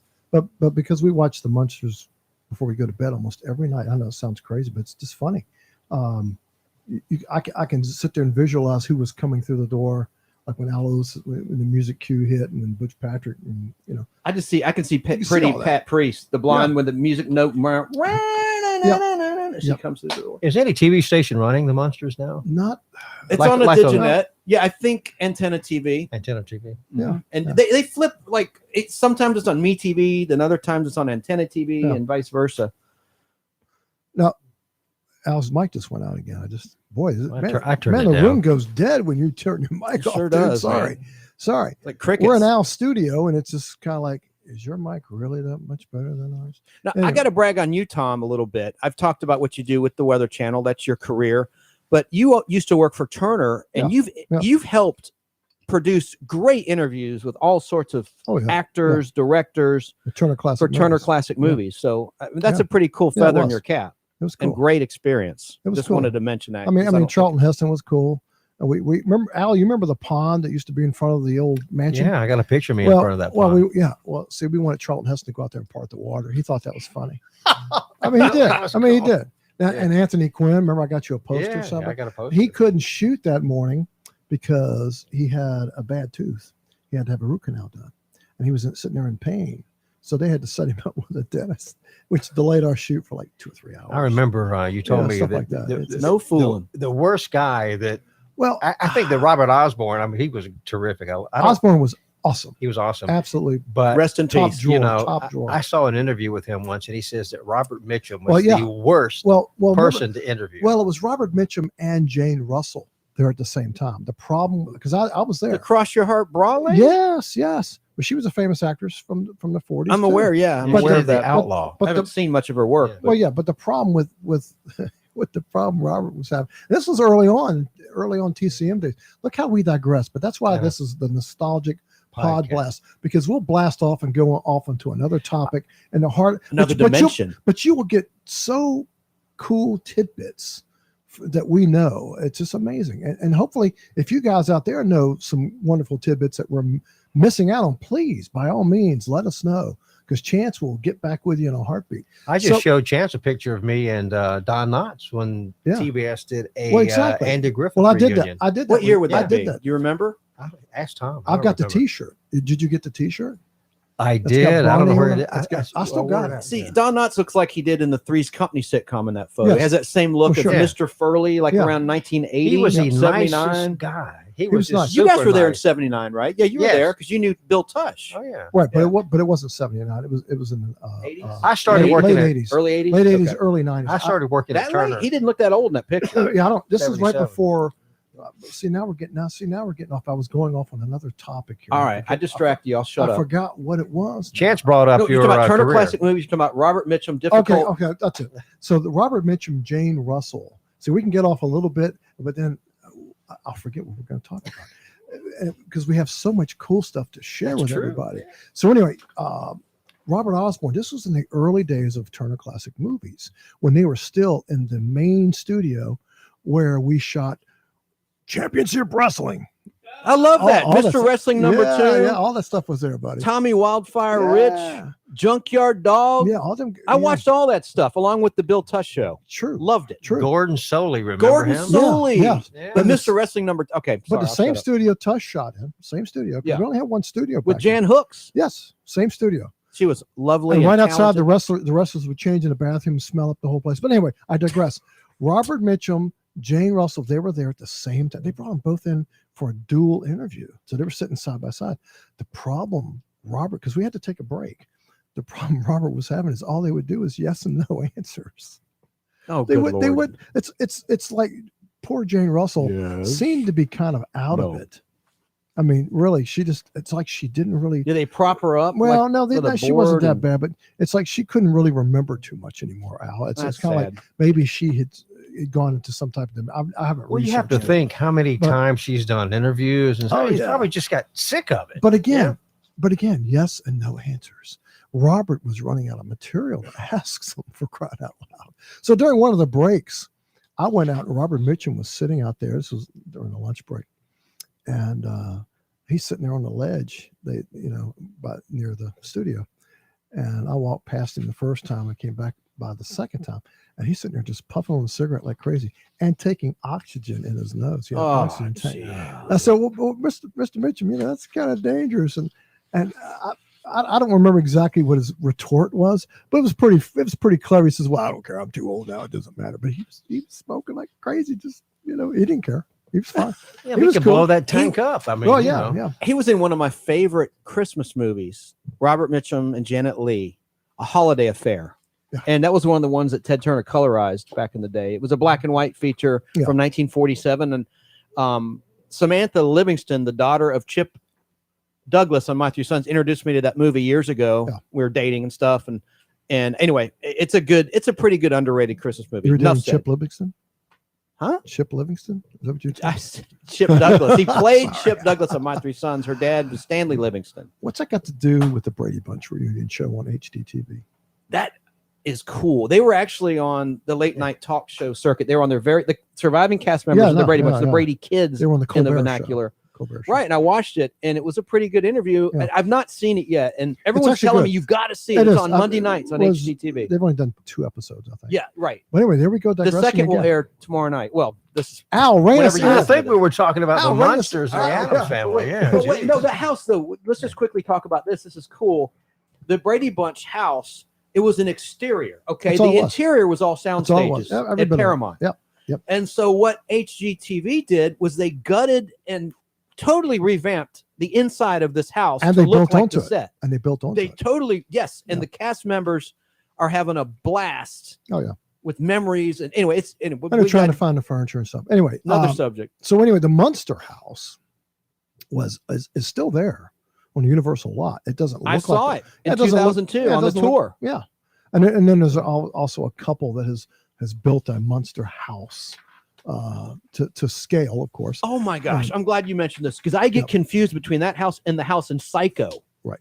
Oh, and that's Universal. What was Psycho? Was that Universal? That's what I thought. That's on the Universal lot, as well as the clock tower from the Back to the Future movies in the town square. At least this is way back in 2002. The last time I was on that tour. Wow. But I've seen that house, the Munsters house, in other movies like Modern Problems, the Dabney Coleman, Chevy Chase. People think it's a terrible comedy. I think it's okay. I have a film print of that. Anyway, but it shows that house. And I'm confused to this day. Is that the Munster house or the Psycho house? No. It's 2 different houses, 2 different locations. I know, but I'm saying they look very similar to me. With the Victorian-esque. Yes. Victorian-esque. Yes. But now it looks like a normal house to some degree. It still has the barn-like effect off to the left. And it still has the tower off to the right, but it doesn't look anything like. Plus, it was just a front facade anyway. Since we were talking about Turner, and Tom and I both worked there, we never mentioned Al Lewis, who was on the Munsters, my favorite character, and Super Scary Saturday on TBS. Oh yeah. They brought crazy him in. Al Lewis. Yeah, they brought him in. He was a character, man. He was. All right, tell your sad story about what happened to him at the end with his legs. It's pretty sad, he came down with diabetes. In his right time, he was diabetic, and he actually lost both legs. That's sad. Later in his life because of diabetes. I think he kept his sight. That was very near the end. Yeah, it was near the end. That's true. But didn't he always have like young women, or was that a shtick? He'd always a shtick. It was kind of like Milton Berle. Howard Stern. Yeah. That's just a shtick. Plus, he had a restaurant in New York at one time. Had his profile as part of the logo. Okay. Al's. You think that's just a stage name, or is that his real birth name, Al Lewis? I do believe it. Yeah, I do believe it was his real name. Huh. And he had a degree. He had a doctorate in what was it? I'm sorry, I don't know that, folks. I know people out there screaming, I know what he had a degree, but he had a college degree. It was a PhD. I'm sorry, he had a PhD. Impressive. And he was a very intelligent man, but he enjoyed the acting so much. And getting back to, he was a character actor. It's amazing. See, these days, would someone like that make it in the business? I don't know. I don't know. Yeah, maybe not. Maybe not. But look at Bill Shatner. You never can tell. I mean, Bill Shatner keeps reinventing himself and popping up all over the place. And Al Lewis was also a political businessman. Yeah. Did you know Al Lewis was a political candidate too? Yeah, but that's kind of where he was going off the rails. You know how Shatner originally was associated with the Priceline.com. He took stock instead of money. Yeah. And he was smart. He is so smart. And he's had controversies. We won't go there.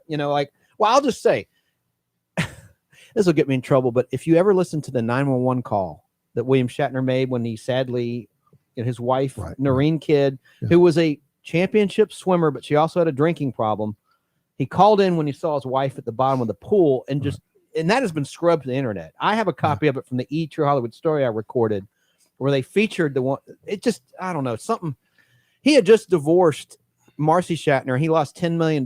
So I'm not saying he did anything. I don't believe in my heart he did anything. No, but I don't think he lifted much of a finger to save her. That's all I'm saying. Well, he probably thought she was already gone by that. Yeah, that's true. But my wife, she's at the bottom of the pool. And the sad part is that was the call. And he was Mr. Rescue 911, right? He had a show called Rescue 911 on CBS for years.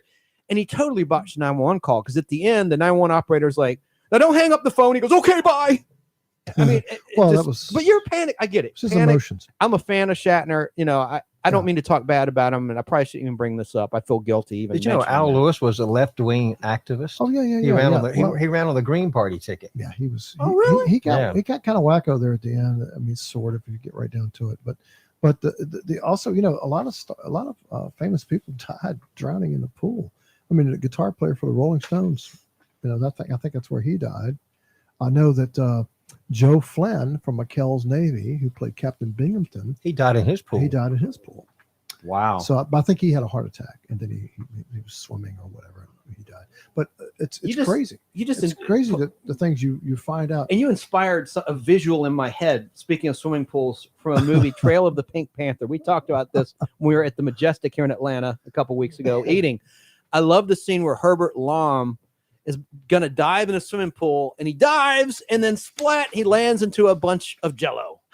The water in the pool is replaced with a bunch of gelatin. Isn't that great? Isn't that great? That little image, I'll never forget that. That was the last full movie with Peter Sellers as the Pink. And if more people would do that, Inspector Clouseau, rather. Yeah, but if many more people would do that to the pool, there'd be less drowning and less divorces. Hey, Chance, and the stock of Jell-O would go way up. Oh yeah, I know you like Lost in Space, right?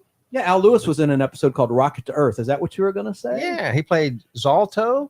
Dr. Zalto. Dr. Zalto. He was a space magician. I have it on 16mm film, but the color's faded on that. But I have it with Al Lewis. It's still watchable. I mean, the color is not all gone, but it's not one of the better prints. And I have it on Blu-ray. I bought the Blu-ray Lost in Space. But if you listen to him, sadly, he's one of those characters, kind of like Bill Shatner. It's Grandpa. And here he is in something else. Oh, it's Grandpa. Because it's almost like the same character. Typecast. He was also in a movie that I liked a lot with Jane Fonda. They shoot horses, don't they? I had that on film. Who was in that? With Gig Young. Lewis. Oh, okay. Yowza. Yeah, well, he was also, I sold that print. I had a scope print of that. Anyway, that's a great movie. Well, he was also in Used Cars. He played the judge. That's right. That was funny too. Oh, that was a good role. That was a funny role. His last film was Night Terror in 2002. Yeah. He died in 2006. Yeah. He's been gone a while. Well. Yeah. Well, getting back to the My Fair Munster, which was the on-aired pilot, and Lily Munster wasn't even called Lily; she was called Phoebe Munster. Phoebe, really? Yeah, exactly. That's what I said. And what was that? That was him. Chance giving it a raspberry. Oh. And Phoebe was played by Joan Marshall. And here's the sad part. If you go look at the unaired pilot, which anybody can do, it's on YouTube, it's in color. The quality is actually very good. She looks just like Morticia Addams. The hair, really? The dress, everything. She's trying to be a Morticia Addams copy because, again, CBS was quick to put another monster type show on the air to get the ratings thing that the Addams Family was getting. So they knew Addams Family was coming. Yeah, no, the Addams Family was already on. Addams Family was already on the air, and the CBS was trying to play catch up. So right, I understand. Yeah, because Addams Family debuted a few days first, but these things are produced months in advance. It is, but they knew it. And plus, the monster craze had already caught on. Now, when did the monster craze really die? 66, 65? Yeah, if you were to pinpoint a year, 66. Okay. Yeah, and then these things would circle back. Yeah, because monsters in the 70s. I remember there's a show you guys hate, but I like called Space 1999. And in the second season, filmed in 1976 over in England at Pinewood Studios, they got in an executive producer named Fred Freiberger who worked on the Wild Wild West and Star Trek, and he is known as the death knell producer. He always would join a show and it would Really? ultimately become the last season Oh, because great. they'd make all these changes. So he came to Space 1999 and said, "We need more monsters." And the New York office says, "Monsters are the thing now." And there were actual trading cards of these shows. The Munsters, Top yeah, was put sure in there Outer was. Oh, Limits. yeah, I had 'em all. Star Trek. They Yeah. they were. I think thanks to the popularity of Star Trek, that was the first show where people saw, my God, there's a following for a show that's been off the air for 5 years and conventions and Crazy. things like that. It's crazy, isn't it? Yeah, so Star Trek really started this retro fandom that you have at Well, like when the San monster Diego craze Comic-Con went and away, what took over? Dragon Con. Western? Superheroes. No, Batman. Well, And Westerns- Superman came out in December Westerns were in the- 78, December 12, 78. Well, Westerns were in the And early 60s, Warner correct? Bros. Yeah. But Batman knocked it off the air. Yeah. And then shortly after Batman, remember some other superhero type shows came Right. around.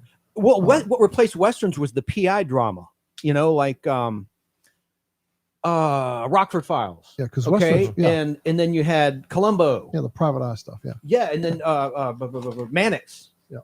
There was just a bunch of that. That seemed to be the new trend at that Hawaii time. in the Five-0 early maybe? yes, that's a good one. That started in '68, but lasted in 1980. That was a long run for Jack Lord.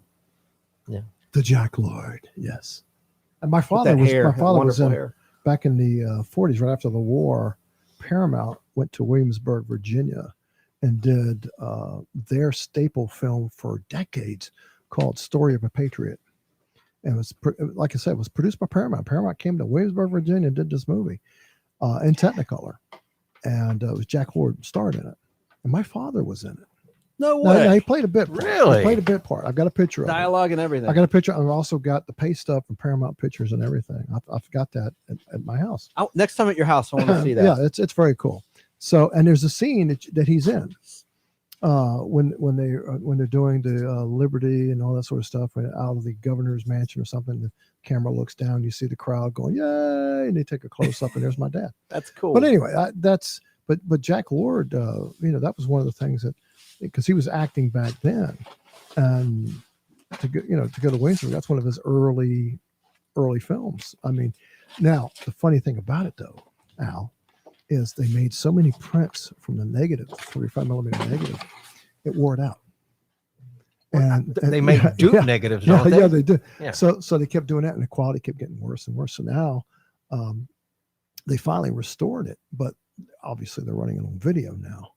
But there was a guy on again eBay. I hate to keep bringing freaking eBay up. They're good. But Give it was them a plug. But there was a guy I in like Georgia eBay. who had a Technicolor print of that. Your mic really picks up a lot of room noise. So much wanna for adjust good- it. That's a good mic, huh? Mhm. I'm going to adjust I it. thought Radio Shack went under. Anyway, Thanks a lot. I'm sorry. I know it's a good mic, but it picks up everything. So don't fart. It's one of those SM5Bs. Yeah, well, don't fart up there. So anyway, there was a guy on eBay, and he had a Technicolor print, 16 millimeter Technicolor print, and I missed it for like $5. Plus, I wasn't on eBay. That's reel to reel, ladies and gentlemen. Yeah, When you yeah. say 16 Runs it millimeter through film. a projector. Something called And a projector. Yeah, and Way before DVDs I've and got a si- Laserdisc and yeah. videotape. And I've got a 16 print of it. I just wish I had gotten that one because that one was a Technicolor, which the color is gorgeous. And most people know this, but for those that don't, movie theaters used to show primarily 35 millimeter film prints. Now everything's digitized. That's all they digital. showed. It's That's all like they showed. running a 4K Blu-ray in movie theaters these days, but it used to be 35 millimeter. Now 16 millimeters primarily for Collectors. what TV stations used to run reruns of syndicated programs as well Channel as features. 17, we had The RCA Superstation, WTCG, yeah, later telecine became projectors. WTBS. It was everything was Right. on film. And so we collect film. We talked about this in a previous podcast, but we're all film guys. Al has 35 and 16, and it's kind of cool because these are one of a kind prints. These film prints were either destroyed or they just went vinegar, which means they erode because of the color process, the chemicals. Well, back in the shift, day, the TV distributors wanted their films back after the Mhm. contract was up. We had to ship prints but back. sometimes you get to keep them. And sometimes they would say, "Well, we don't want them back; just destroy them." Well, I did. I brought them home. But what we do, guys, it's not just a little standalone projector. Like we have audio systems that are very sophisticated in our homes. Like I have my projector hooked up to a really nice receiver through like 8 huge speakers, Bose speakers. And anyway, so it's not as primitive as it sounds, especially you have a zoom lens, like a 65 millimeter lens. Anyway, I know people are tuning out with this technical jargon about film, for goodness sakes. Not really. I want to say, of the themes, get ready, stand tuned by out. for the I tuned out. Addams Family theme that I sent you. If you can, don't play it just a second, but have it on the ready. I gotta find it. Yeah, it's there. I just want to say, of the two themes, I want to ask you guys, which theme do you like the best, the Munsters or the Addams Family? Munster is much better. Yeah, because you listen to season 1, even season 1 versus season 2 of the Munsters. We'll play season 1 Munsters and later. Compare. We played season 2 already. If you listen to the intricacies of the orchestration, it's amazing. I mean, it holds you.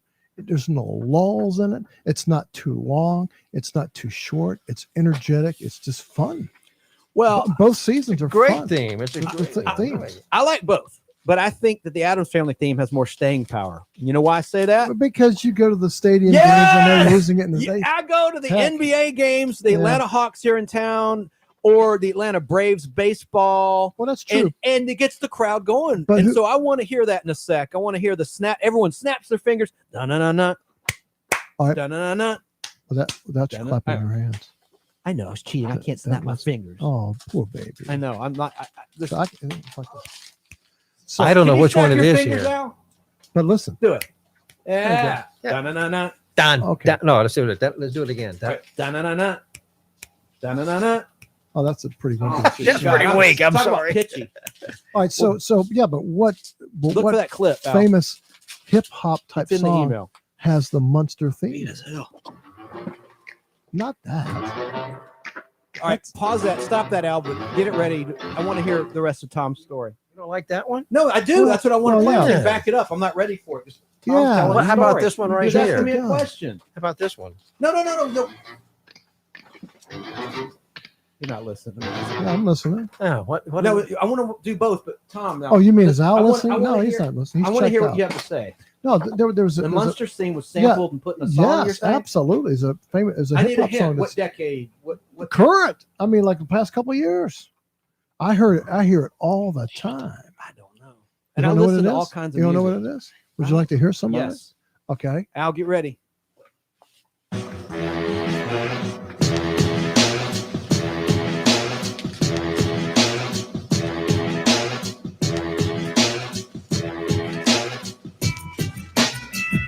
Anyway, it goes kind of like that. That's kind of funky. And then it's mixed in with some more current stuff too. You can go ahead and take it out because we don't want to get in trouble. Those beats, man. That's what the kids call it these days. The beats. Yeah. It's got the beats. Yeah, there's another one they did with the Addams Family that did it as well. I'm not. Was it a hip hop band? or- I'm not as familiar with the Addams Family one, but they did one for the Addams Family. Well, here it While is. you're okay, let's hear it.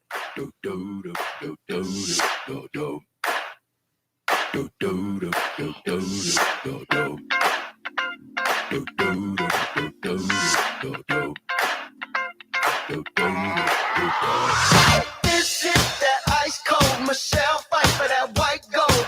This one for them hood girls, them good So I don't know. girls, straight I- masterpieces. Styling. It's called Addams Family Uptown It's Funk. showing clips of the Addams Family, but I'm not hearing it in the music. I'm not hearing it yet either. It probably gets to it. I take it out because we use too much of it. Might back it up. It might cut it I off. have to pay these people. I don't know. And then we can pick up with the end of that Munsters and also. Oh, no, we already did. We said beats. Yeah. Okay. But Munsters had so Back it up. many. Are you going to back it up? Are you live? We're still live, right? Yeah, we're live. I thought Oh, okay. so. I thought you were going to. No, why we back and crap. We're live all the time. So the Munsters had so many good episodes. Hot Rod Munster. I mean, where they show the Munster coach and the Dragula, and then there's the episode where All-Star Munster. yeah, where There's one with Bill Mooney Movie too. star Munster. Jackie, Yeah. welcome back. I forget. welcome I was- back, Googie, something like that. How about Herman the Great? Herman I'm the always Great's talking about good. Bill Mooney. I don't know what my hang. I think he was my favorite child actor of the 60s. How about Tin of Can all time, Man? maybe. Well, Tin Can Man was really good as well because they Follow Sorry, the Stan. Munster. Follow the Munster. yeah. But another one was where Herman gets a ham radio, and he thinks he's contact aliens. You want to hear a little Yeah, piece of we could that? do a It's clip pretty, of it's that. pretty funny. It's a Roll pretty it. funny little thing. I've always wanted a ham radio set. And now that I've got one, I'm going to listen in on distress signals and notify the authorities and prevent disasters and noble things like that. Calling CQ. Calling CQ. Come in, please.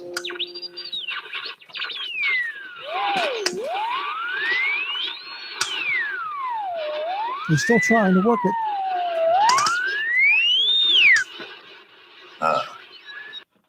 So that was it was That a would have cute been cool clip, if he pulled up the control voice from the Outer Limits or something.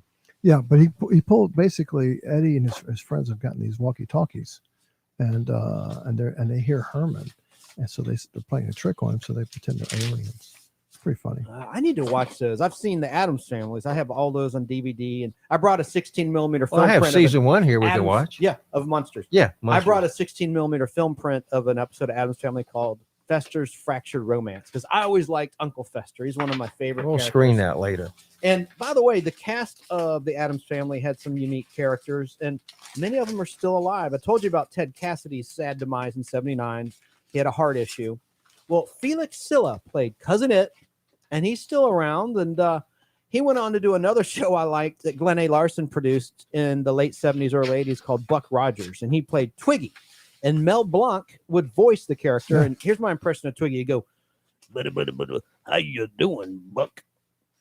That was a good one. But inside the costume was Felix, Cousin It, playing the little robot Twiggy. How you doing, Buck? Need to come up with some more material for my impression. I just did my own rerun. Literally 3 seconds later, I did the same. Well, that was very good. That was very good. Where's the bathroom, Buck? Yeah. Buck. Anyway. And of course, Mel Blanc's tombstone says, "That's all, folks." Oh yeah, the voice of Bugs Bunny, Yeah. the great Mel Blanc. Hollywood Forever Cemetery. My favorite Looney Tune character was Daffy Duck. Oh, Over Bugs Bunny, all of them. Daffy Duck was he was early on. He was too, such an ass. He didn't you know? talk early on. No, he But didn't. Daffy he didn't. Duck. Yeah, I have a right. lot of those on film, original Warner. And then let's talk about Lisa Loring, who played the original Wednesday Addams. She grew into a lovely young woman in the 70s when she was, over 21. She was so enticing and beautiful. And she actually went in to do, this is a family show, so don't panic. Yeah. But she did soft, dirty movies. I'm not going to use the word. What? She was naked. She did that? She did. And it's out there if you want to see still pictures or The whatever. sound but you hear is I me sound like a creep. typing away. But Lisa Loring, she was really lovely. And in that 1977 special I mentioned previously, Halloween with the Addams Family, look at her there. She is absolutely gorgeous in that. But anyway, enough said. So who else in the cast? Oh, and the head honcho, Gomez Adams. He's still around. Yeah, John Adams. Yeah. John Aston. Aston. I'm sorry. You need a cold when you're thinking of the beer. John Aston. Now, what's neat about him is he married one of my favorite actors, Patty Duke. Mm-hmm. And she was, God, must have been 30 years. She had terrible his taste in junior. men. I know that. Well, they divorced in like 85 or something. She wrote an autobiography called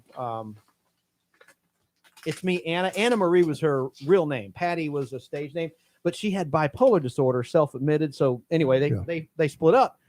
And they had a child, Mackenzie, who was in the business. He did a little sitcom, The Facts of Life, in the later years. And Sean Astin is Patty's son, who's in a great new KFC commercial, Rudy 2. Yeah. And he's playing the Colonel. Yeah, of He's course. I heard because that. that gets bestowed on different actors, and he's the current. Is that out yet? I haven't seen it. Yeah, I saw it. Is It was last. I watched the Georgia Bulldogs game against Notre Dame, Oh. and they ran it. It was really funny. You know who played the Thing? No, the hand. You don't know who played I the Thing? don't. Lurch. Mm-hmm.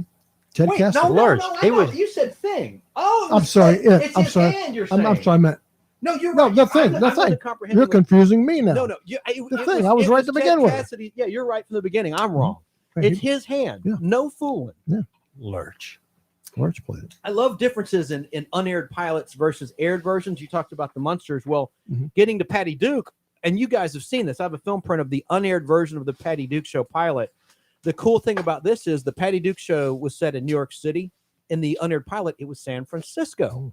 And there were different actors playing the dad and the little brother Ross in the unaired version.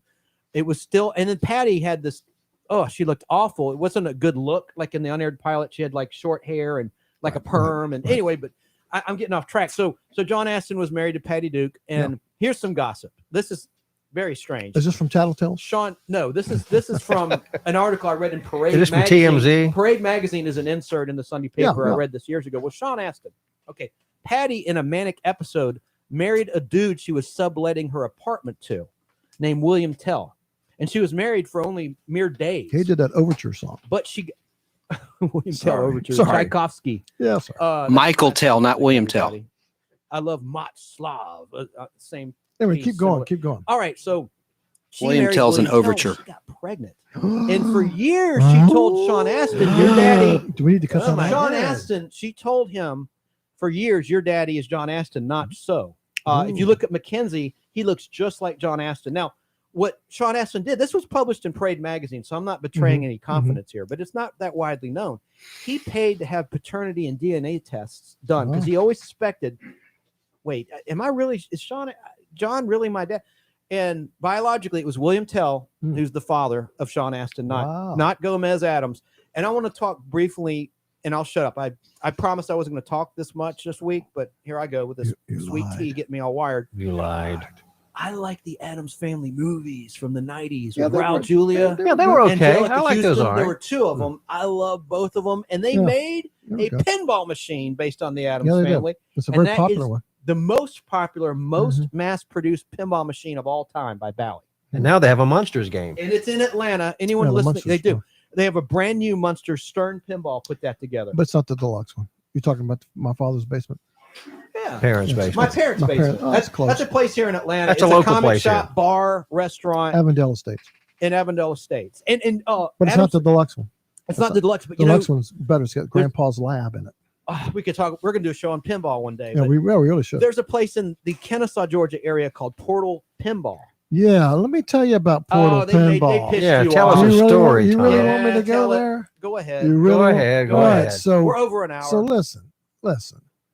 This pinball place is not close. It's an hour. Well, you over an guys hour live. drive. It's not that far from me. I Yeah, live it's in not the far Cobb from you, County but- area near but it's Suntrust Park. It's quite the drive. Soon Drove to be all renamed. the way out there, and they had one Munster pinball.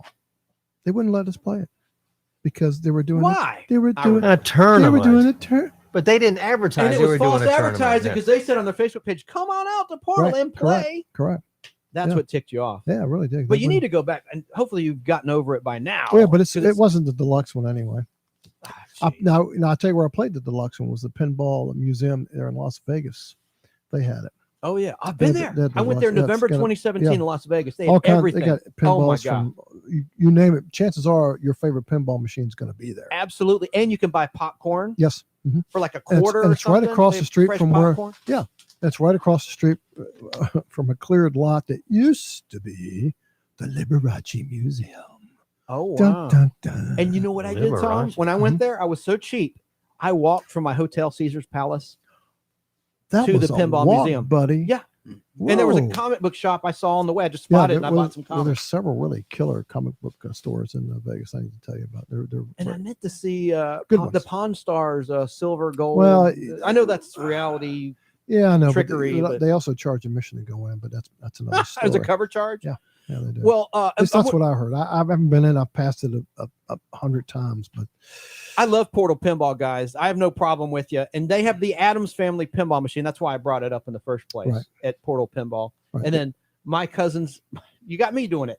My parents' basement. See, I did. Al always I used says to call it my mother's basement. basement. Yeah. Anyway. Yeah. But Yeah, we well, talk good about last thing I'll say about pinball. There's a place in I think it's Smyrna, Tennessee. It's called Game Galaxy. That is it's even better than the doggone museum in Las Vegas. No. Yes. Really? They have every pinball machine I could think of and 80s, 90s video games. There's a game I Wow. love called Smash TV, which is a Huh. video game, and No. just I could go on and on. We'll talk about that Where's on this another at? show. Where's this at? This is in Tennessee. I mean, where about? It's near the Nashville area, so it's about 3.5 hour drive or so road from trip. Atlanta. Road I'll trip. I used to stay in a hotel. I did Road this trip. twice. Can I say road trip? Samantha and I road went, trip. and we had a blast. They have a game. Oh, you would love it. You love Monsters? Yeah. It's called Class of 1812, Oh, and it's by Gottlieb.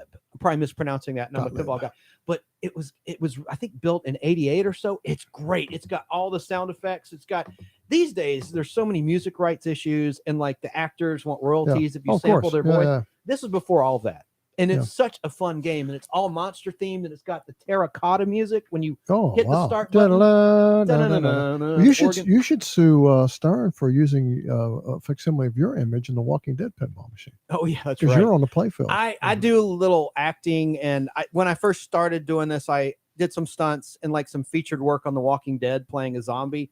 I was the zombie you saw the character of Merle Dixon shoot from the rooftop in episode 2, Guts, for instance. Well, they took my image. I'm on the pinball machine, not as prominently as my friend Ashley Jo Sizemore. Actually, she's not. You can hardly see you. She's on the back glass by the score. Well, you have to know where to look. Anyway, I am on a pinball machine on the playfield. That's right. And here's the part I can't believe that you haven't sold some of your amazing comic book collection and bought that pinball because you're on it. I know. I mean, seriously, because there's going to come a time where you're not going to be able to find it. That's true. And the prices if that time hasn't already come and gone. And there's a deluxe and a gold version. There's several versions of that Walking Dead. Now that's at my parents' basement. I don't think it's at Portal Pinball though. No, it's not there no more. Actually, the Walking Dead machine's not there. I was there a few weeks ago, and it's not there. They may be drying up. Collectors. The guy that owns them is an IT guy, and he rotates them. We met him. Yeah, he was a nice guy. Very nice. You see my dog? He rotates. Where's my dog? He's right there. Where's Sonny? Over there to your left. Oh, okay. Oh, and now I just want to say I own 2 pinball machines. That's Al's contribution to our conversation. Where's my dog? Where's my? Well, he was over here. You should have muted your. All right. If anybody wants to see a picture of Al's dog, Sonny, please write in and let us know. We'll make sure we post it. He's a cool but I have 2 pinball machines at home. One I'm very proud of. It's Indiana Jones: The Pinball Adventure by Williams. Oh, that's like your last name. No well, relation. Well, I need to come get it. But it's a prototype. It was the 5th one ever made, so it's different than the mass produced. It has steel parts, while the mass produced ones had cheap plastic. Like there's something called the Path of Adventure. It's a 3D portion of the playfield. It's raised up, and you can tilt it with the flippers. And there's that's very cool. You want to go through like these. I'll invite you guys over. I have one pinball machine in my collection. It goes sideways. Oh wow! Okay. We use the flipper to turn it to the left or to the right. And try to get the ball. Oh, that's right. You ever heard of the $6 million man pinball machine? Yeah, you had that one. I had that one. Yeah. Yeah. This game has Harrison Ford's voice, and it has some of the actors that they recorded original. So you still dialogue. have this pinball? Yeah, oh yeah, and it's in perfect condition. Works. It's worth like $20,000. I paid $1,600 for it back in the early '90s. I'd sell it. Somebody's selling. No. They only made like 90 of the Big Lebowski pinballs, and 90. That's 90, a very low run. Well, it's because it really wasn't fully licensed. Apparently, there were some licensing issues, and there's a guy up on Facebook right now selling it, and he'll take I want to say it was, I could be very wrong about this, folks, like $28,000 for it because it's really rare. Supposedly it's really rare. You had a Funhouse pinball machine. I had a Funhouse, which has a big ventriloquist dummy's head in it named Rudy. Yeah. You want to hit him in the mouth with the ball. And he fusses at you. He fusses at you. And his eyeballs move. Yeah, it's a great pen. I wish I'd have kept it. Looks like a robot. But Indiana Jones, I'll wrap up this pinball talk. I see Al getting impatient. He's looking at the clock, and he's like, I'm getting bored with pinball. But it has Indiana Jones also has 3 video game modes. One is like the shell game, where you have to look at the flashing chalice and keep your eye on it, and it goes and use the flipper to choose where it went, like the shell game. This is the one you got. The one I have. And it also has the mine cart chase, where you use the flippers to get the mine cart from Indiana Jones and the Temple of Doom to safety. And then the final video is video game mode is a shoot 'em up game, because instead of like a plunger where you pull the ball, this has a gun handle, and it goes. You pull the trigger, and it makes a exploding gun sound effect. Anyway, use the flippers to shoot the dudes in the bar, like in Raiders of the Lost Ark with the medallion. Anyways, a shootout thing. It's a great game. And I also have Cyclone, which was built in '88, and it has like an amusement park theme with a. That's a good one. That's a good one. Well, I'm really sorry that we couldn't play more Munster clips, but because of the copyright issues, it was a little difficult to get some of the clips that we really wanted to play. Well, we can play the audio stuff, just the music stuff. Yeah, to be careful. And maybe later on we can do another.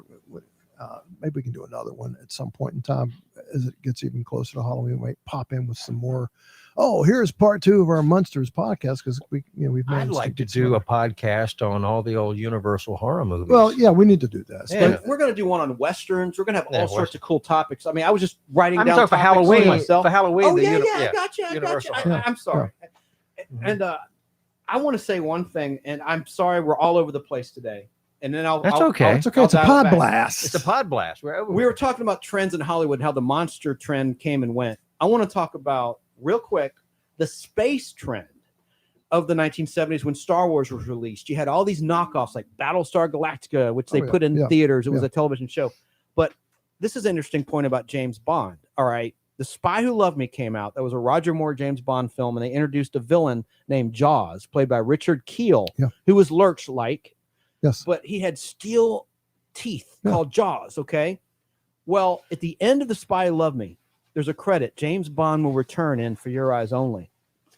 Well, that didn't come out next. The next one, they slapped together Moonraker to cash in on the Star Wars dollar. Yeah, it wasn't all that good. It wasn't. But here's the point I'm trying to make. I think it's interesting. When they finally did release For Your Eyes Only, it was written for Jaws to be in it. But in Moonraker, they had him pair up with some woman, and they went off hand in hand, and he had like a happy ending. He met the right girl, and that was the end of Jaws as a villain. Yeah.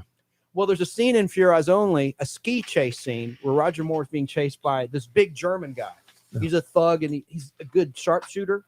Anyway, Bond gets away, and this dude just picks up his motorcycle and hurls it at James Bond. And I'm thinking, this guy's not a superhero. Where does he get the strength? Well, that was written for Jaws originally, who had super. Anyway, I just think that's interesting. And watch the end credits of Spy Who Loved Me. It says James Bond will return in For Your Eyes Only, when the next one was Moonraker. My favorite Holly Bond Goodhead. movie. What a name, huh? For a Bond girl, Holly Goodhead. I'll leave it right there. Well, my favorite Bond movie was Goldfinger. Lois Child. Yeah. Honor Blackman as. Am I allowed to say this? Pussy galore. Yeah, well, that's her name. Did she have a leak or something? What does that mean? Galore. It's not the pussy part that is risque. It's the galore part. Wow. Well, How'd they get away with that? It was just but they got away with a lot of stuff in the Bond stuff, the innuendo that was here and there. But here's the thing: we barely touched on any of the historic Munster stuff, like the cast members who passed away, or Beverly Owen Let's versus do it. Pat. Yeah, we have time. Let's do it. Well, we're running out of time. I mean, No, we got a little bit of time left. But I'm going to shut the hell up and let you talk, because we got to get back on track. Well, we know Al Lewis passed away in 2006. He was 83, I think, 83 or 84. Yep, you mentioned that he died in 06. Well, Beverly Owen died at 81. But she was only in the first season, and as I think who was she? Who'd she play? She played Marilyn. Oh, she was the original Marilyn. Yeah. Okay, I know Pat Priest. Yes, well, Pat Priest took over, obviously, but Beverly, she was prettier. As I mentioned earlier, they looked a lot alike if you think about it, because the majority of the folks that tuned in for season 2 didn't really pay much attention or really notice that the character had changed, because Pat Priest fit into the same clothes. She had the same hairdo. If you go back and look, everything, they tried to make her look as much like Beverly Owen as possible, and that's what they did, and they got away with it because it was one of the most. Why was she recast? Was it a Suzanne Summers money grab? No, it was not. It had nothing to do with money grab. Beverly Owen was in love with a guy who was working in New York, and she couldn't stand to be without him, and she wanted to break the contract so bad, and they wouldn't let her do it, so they made her continue to do the first season. Very begrudgingly, she didn't want to do it.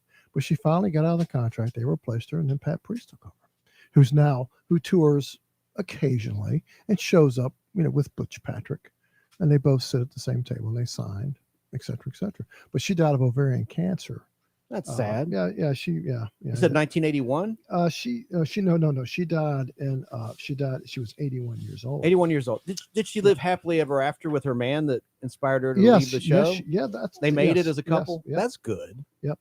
She sure did. So they have kids. So that was good. That was good for her. I don't know that she had kids. I'm looking on your laptop now. Well, she died in 2017, January 2017.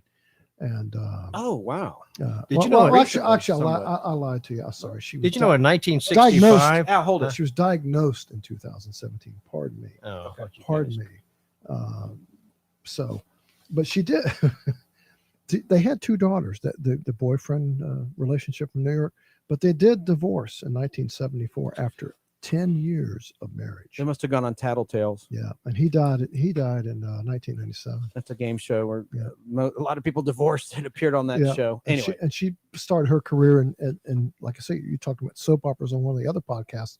And as the world turns, and she was in Wagon Train, Another World, some other stuff. And but she was best known for her role in Maryland, even though it was one season, then Pat Priest took over. Because here's what happens: people get the two confused.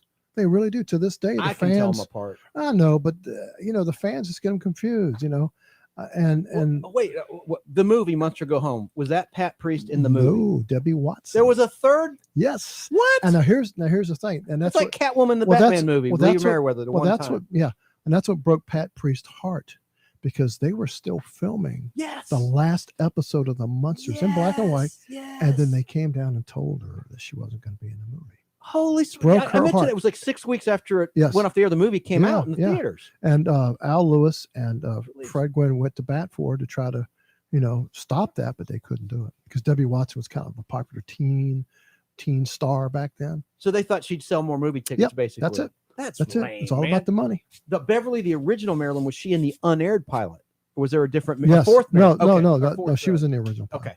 Okay. So She was there's in the three original. in the years that we know and love. A total of 3 classic those Munsters. looks. Yeah, Now beyond that's a good beyond way that, to they put it. all these other rebirth of the Munsters here and there. Yeah. They did a Halloween movie, and they also came back, and they were a little older. Whoa, yeah. What didn't Lee Revenge- Merriweather play Yvonne in some reincarnation? Yes, she did. I thought I saw Yes, Lee she did. She played Merriweather in Lily. there. She played Lily. What the hell was that? It was a crummy. In the 70s or something? Yeah, like no, like it the was Halloween later. with the Addams It was Family? later thing? than that. They did a series. Oh, did a they whole did. series. It was Yeah. syndicated, I Yep, think. yeah, it was. I'm off the mic. That's why I'm not even trying to talk about it because I don't. Okay. We're not. You want talking it about doesn't exist in your It mind. doesn't exist in my world. It was a bad dream. It was bad. It was just bad. Like Dallas. Now like- Lee like- Merriweather did a good job. Don't get me wrong, but John Shook didn't do all that great a job. Oh, as Herman. yeah. He tried to, but he wasn't Holmes that and Yo-Yo. He did this terrible yeah, sitcom where he played a robot. Yeah, that's right. That's Yeah. right. But again, Beverly Owen was. Like I said, she was so smitten with her boyfriend, she left, and Pat Priest took over. Then, like I said, they tried to come to bat for her to get her in the movie. It didn't work out, but they did. And then they did. Oh, you know what? I just remember they did 2 more Munster TV movies with the original cast members, with the exception of Eddie. Mm-hmm. Okay, because Eddie was too old at that point, and one of them was Revenge of the Munsters, and Herman, it was already starting to look, a little. Not ragged. I'm not going to say ragged. He was just older. Yeah. Of course, Grandpa still. He had a comeback too. He was in a he Stephen did. King movie playing Yes. a judge. And, Oh yeah, he was in Pet Cemetery. My cousin Benny. Yeah. My cousin Benny was awesome. There used to be a pizzeria named that. When that did went out Fred of Gwynn business. Kind of pass sounds away? great. When My did Cousin Benny's Pizza. when did he pass away? Fred Gwynn. When? Oh, what did he pass? He, No, when? when? He had cancer. He had cancer as well. That's yeah. It's all these great actors and icons are passing away. Yeah, it's sad that When Shatner goes, there's going to be a The major Munsters was meltdown. nominated for a Golden Globe Award for Best Television Series, but lost out to a show. What was that show? I don't know. I don't know. I don't remember the show. Batman. The Okay. Rogues. The Rogues. That was a long. Hey, John Shuck. You mentioned John Shuck. So anyway, Fred Gwynn passed away in 1993. 93. Yeah. It's been a while. John Shuck, you mentioned. Am I pronouncing his last name Yeah, right? yeah, that's From all right. Holmes and Yo-Yo. Yeah. I got a trivia question for you. Okay, I might not know the Was answer. he in one of the Star Trek motion pictures? John Shook? Yeah. And if so, do you know which one? I don't remember him being in them. I've seen all those. He was, and he did a good job, and it was most of the makeup and his performance. He was in Star Trek IV, The Voyage Home, playing the Klingon who was looking for Captain Kirk's head. He goes, "This is an outrage. He's an international terrorist, intergalactic terrorist. We demand justice." Okay. That was John Shuck. That's my. Anyway, That was good. He did a good part. It was a memorable little part. That's one of my favorite Star Trek movies, the one with the whales where they go back to Earth. Oh and yeah, they- that was good. I like that it. was And good. Wrath of Khan's probably everybody's favorite. Yeah, my favorite part That was my But the favorite. motion picture was just released in theaters for an anniversary. Yeah, but it wasn't good. It was the theatrical print, not the long version, it like sucked. the home video version. They said the presentation sucked. They didn't Yeah. restore it or anything. Yeah, I heard my that. favorite part of that movie with the whales was There be whales here. Well, no, Bones was walking through the hospital, and he thought, what barbaric practices. Oh, I know. And he gave this lady a pill who had who was getting a kidney Kidney transplant dialysis. Yeah, or something. yeah. And it cured her. It was, I mean, when they do stuff like that, I mean, That even was Bill funny. Shatner would bring in all kinds of Star Trek references. Oh, Here we go yeah. again.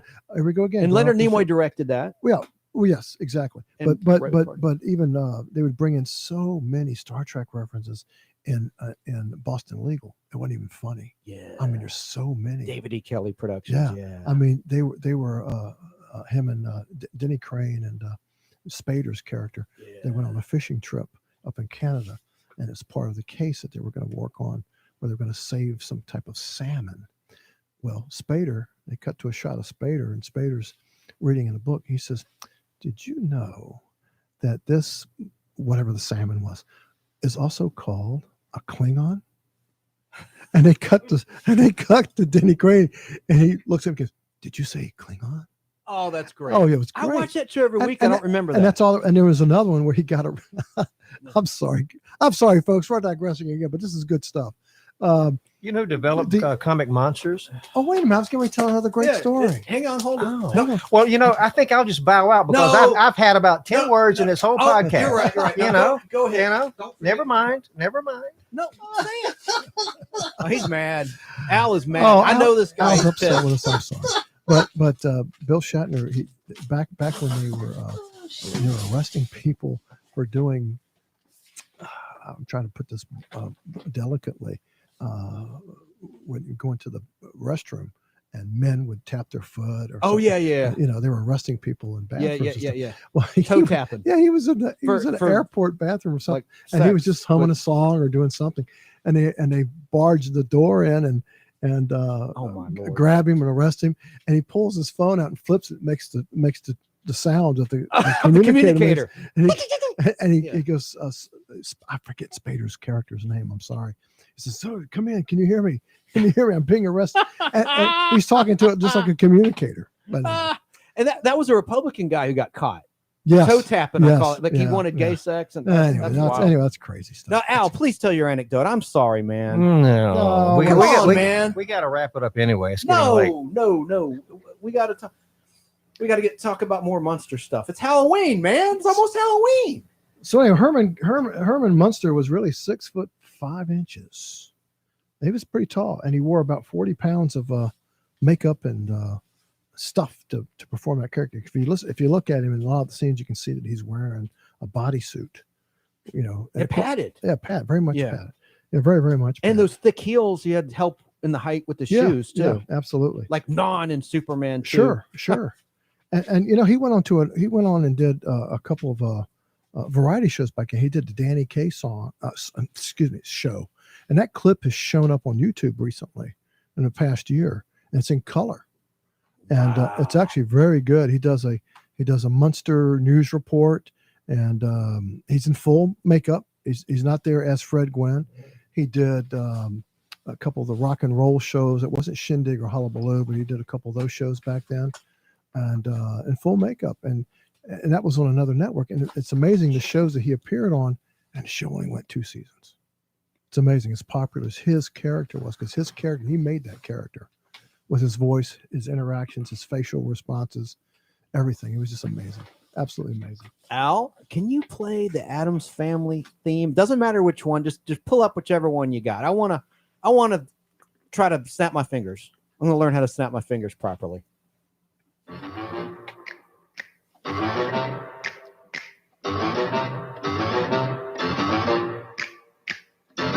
Well, how you doing? You're not snapping your fingers. They're creepy and they're kooky. You know why he can't do it, Al? Mysterious and spooky. They're all together ooky. You know why he can't do it? What? He's too creepy and kooky. Oh, he's creepy, all right. And kooky. They really are a spree 'em, the Addams Family. Neat. Sweet. Petite. So get a witch's shawl on, a broomstick you can crawl on. We're gonna pay a call on the Addams Family. There you go. You got it. I think you got it. Well, this has been great. Yeah, that's good. What are you guys going to dress up for Halloween? I'll probably be working. There'll probably be another storm like Dorian, more hurricanes. Yeah, it is the season. But Halloween is at night. You're not working at night. Well, yeah, well, it's getting darker early. By the time I get home, it's dark. No, that's true. What do you? I wonder. Write to us. What are your kids going to be for Halloween? I want to know. I want to know. Speaking of from our Halloween listeners. parties, I'll say this: when I worked at Turner back in the early days, he had Turner Outdoor Advertising, and he threw a big Halloween party at Turner Outdoor. Did you ever go to one of those, Tom? I didn't know. I did not. Oh, they were awesome. Didn't They he were have- the best. Didn't he have the parties in the studio though? No, he had them at the warehouse where he had Okay. the sign company, Turner Outdoor. No, I never went to one of those. Tell us about it. No, it was just great. I mean, all the Braves went, all the Atlanta Braves were there, all the media people were there. That was the ticket to get into. Were there door prizes? And Oh yeah, he gave away TVs. He gave away all kinds of stuff. It was great. Well, the Turner Christmas party was always cool too. They gave away some really nice Oh yeah, prizes I went to for those too. Mhm.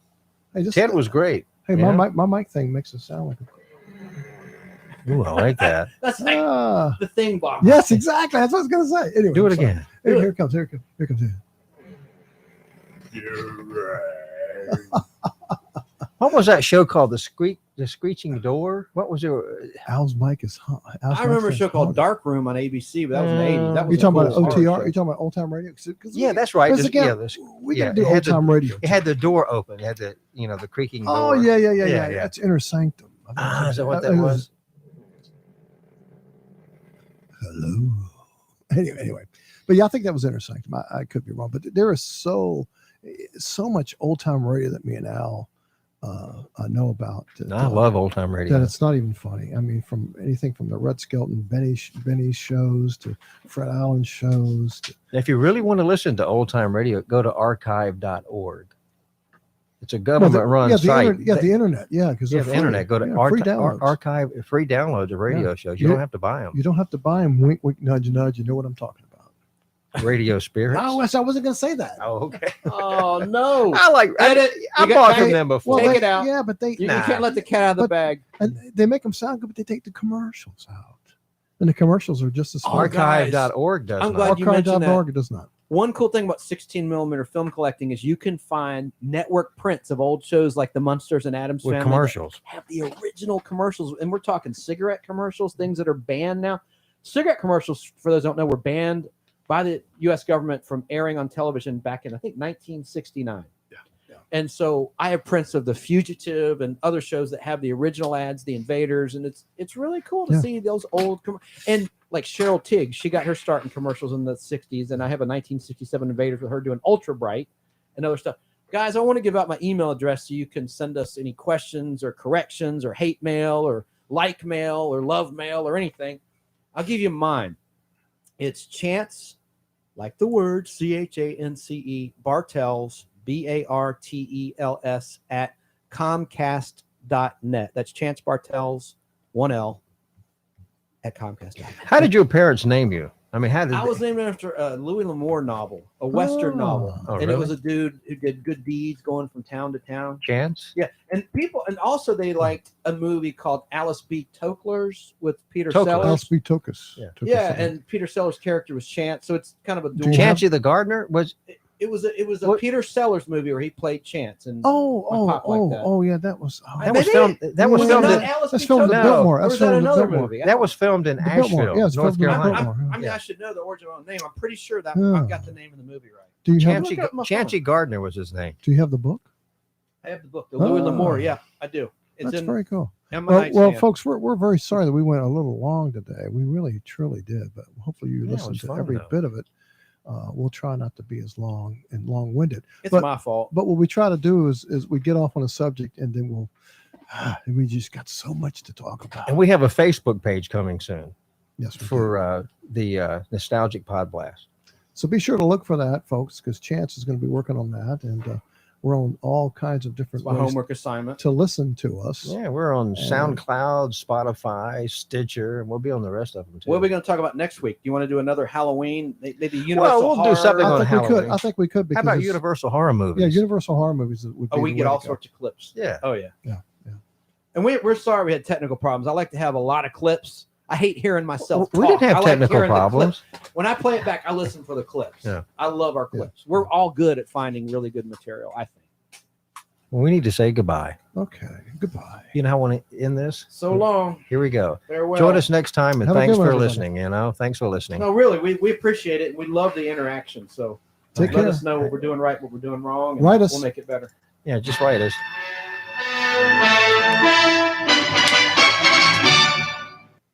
All right, it is 16 minutes away from 4 o'clock. We're back live here in the studio. That was from last October, right before Halloween. And I'm joined here with Chance and Tom, and Susan's over here with us today. Oh, Susan is here. She said, "Don't say anything about her." No, I just said hello. She's got her head down her lap right now. And I want to say in the podcast, we talked about the Facebook page, but it's up.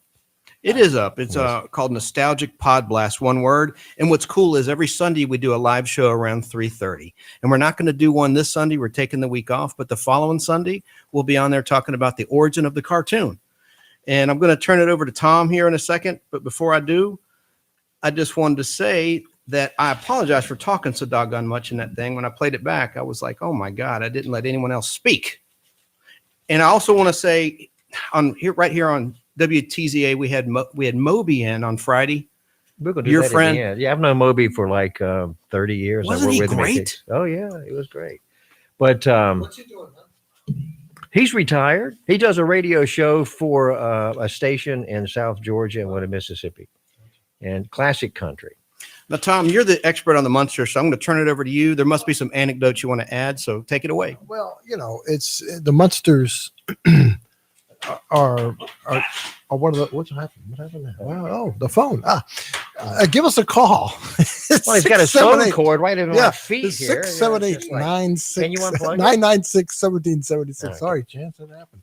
Now we talked about the Munster pilot and the Munsters show. I don't think I mentioned the original title of the Munsters was supposed to be called. Do you know? Anybody know? Anybody in this room know? Love Thy Munster. Isn't that a horrible name? Love Thy Munster? Ugh.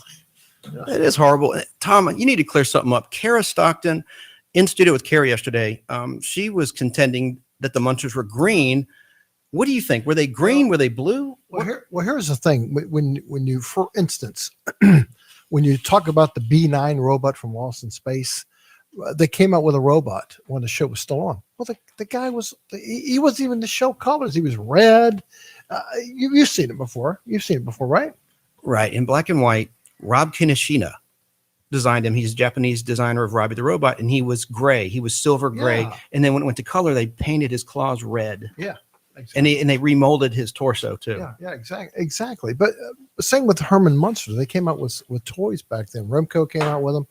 An Ideal Toy Company came out with a puppet and a figure, which I have the actual stuffed figure of Herman. Now, here's the thing. There's different versions of that. There's green, Herman with a green head. I've seen Herman with a yellow head. Now, mine is green. But the yellow heads are, to me, the yellow heads, as I call them, are harder to find. And there's also a variant that they came back. Of course, they didn't call them variants back then. They called them the Beatle version because Herman would say something about the Beatles. Mine says that. My Herman, when you pull the string, it says something about that as well. Now, also, the movie, the original pilot, if you go back and look at it on YouTube, which you can do, Herman's blue. Okay. Now, some folks have seen a green version of Herman. I contend, as well as the current figures that were put out by Sideshow, our Tweeterhead, which cost many hundreds of dollars, are the true colors. Well, the one I've always seen, he's green. I've never seen him blue except in the movie. Well, correct. In Munster Go Home, he was blue. He was blue.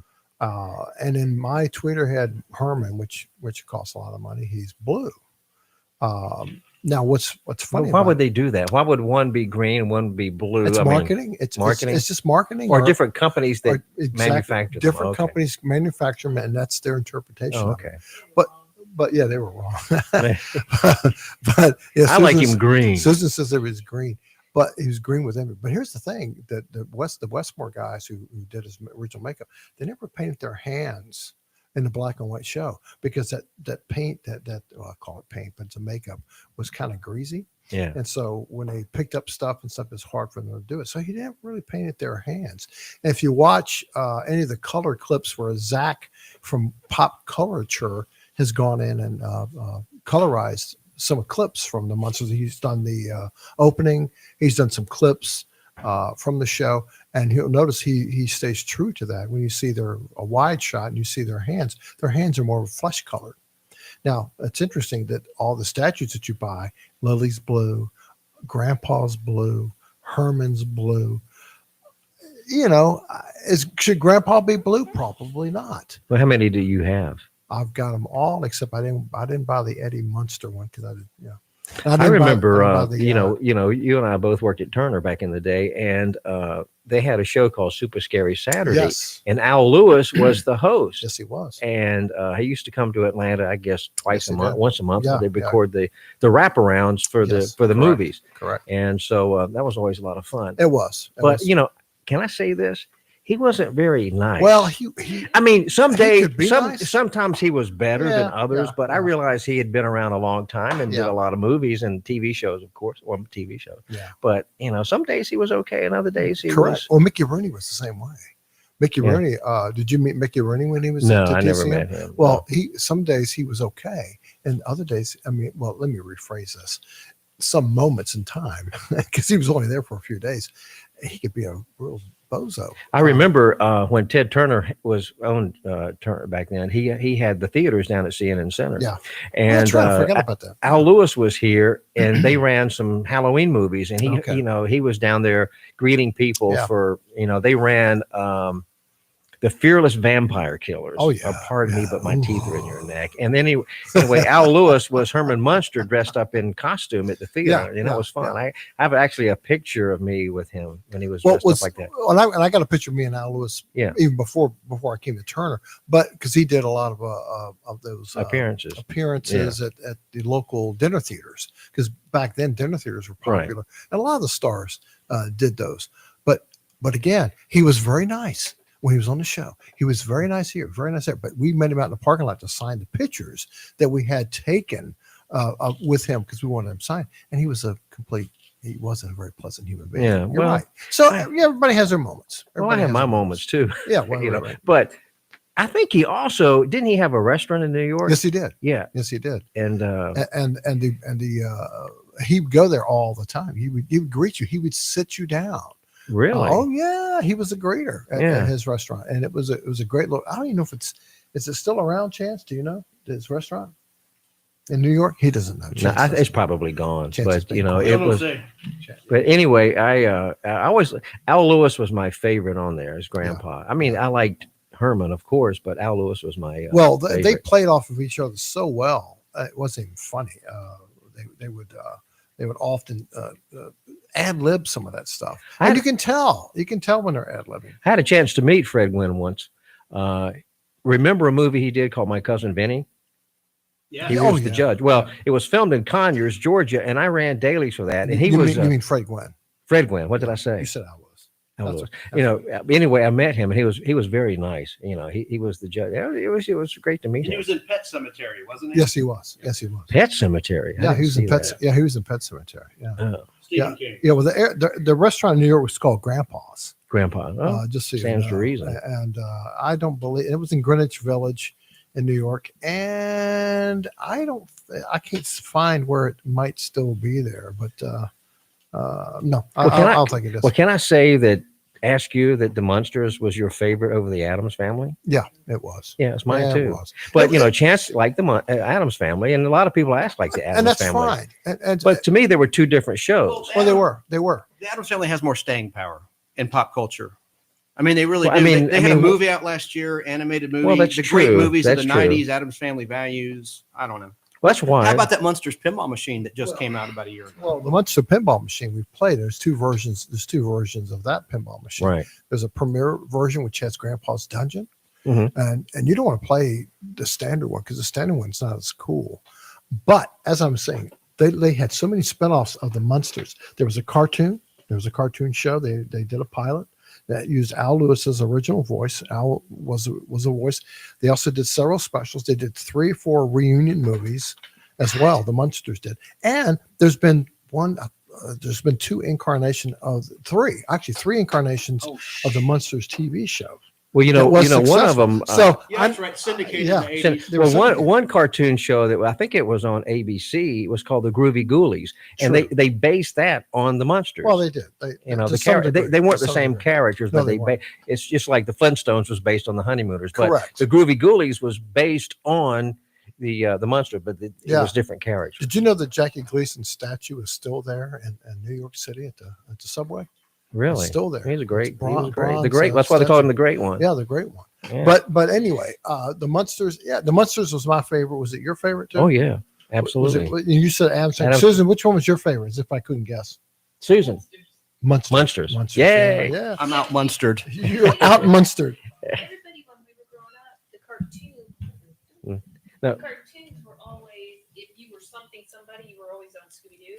The Munsters never were. The Globetrotters were, things like that. They never I never was a Scooby-Doo fan. I didn't care for that too much. He was okay. And they got a new Scooby-Doo movie coming out too, which looks pretty interesting. You saw the preview. You said it looked pretty cool. Well, we were just talking. Nobody's going to the movies right now. Well, no one wants to go to the movies because they're afraid they'll catch Chance's cold. That's true. Now they're going to get that coronavirus. Don't you know? The media is just pumping that out there. I think it's all. I think it's. I mean, I renamed it after a camera guy I worked with. His name is Hank Johnson. I call it Hank Cornucopia Johnson virus. That's too long to remember. I think this coronavirus sounds like a plot from the old Invaders show that I talk about. I just think it's way overblown. We won't go there, but I just think it's way overblown. Speaking of the Invaders, remember to tune in on MeTV tonight for episode 2, The Experiment. I just love the show. Roddy McDowell's the guest star, and you get the introduction of the death disc, which is a weapon the aliens use that causes cerebral hemorrhage or a heart attack. Oh, nice. Very suspenseful episode.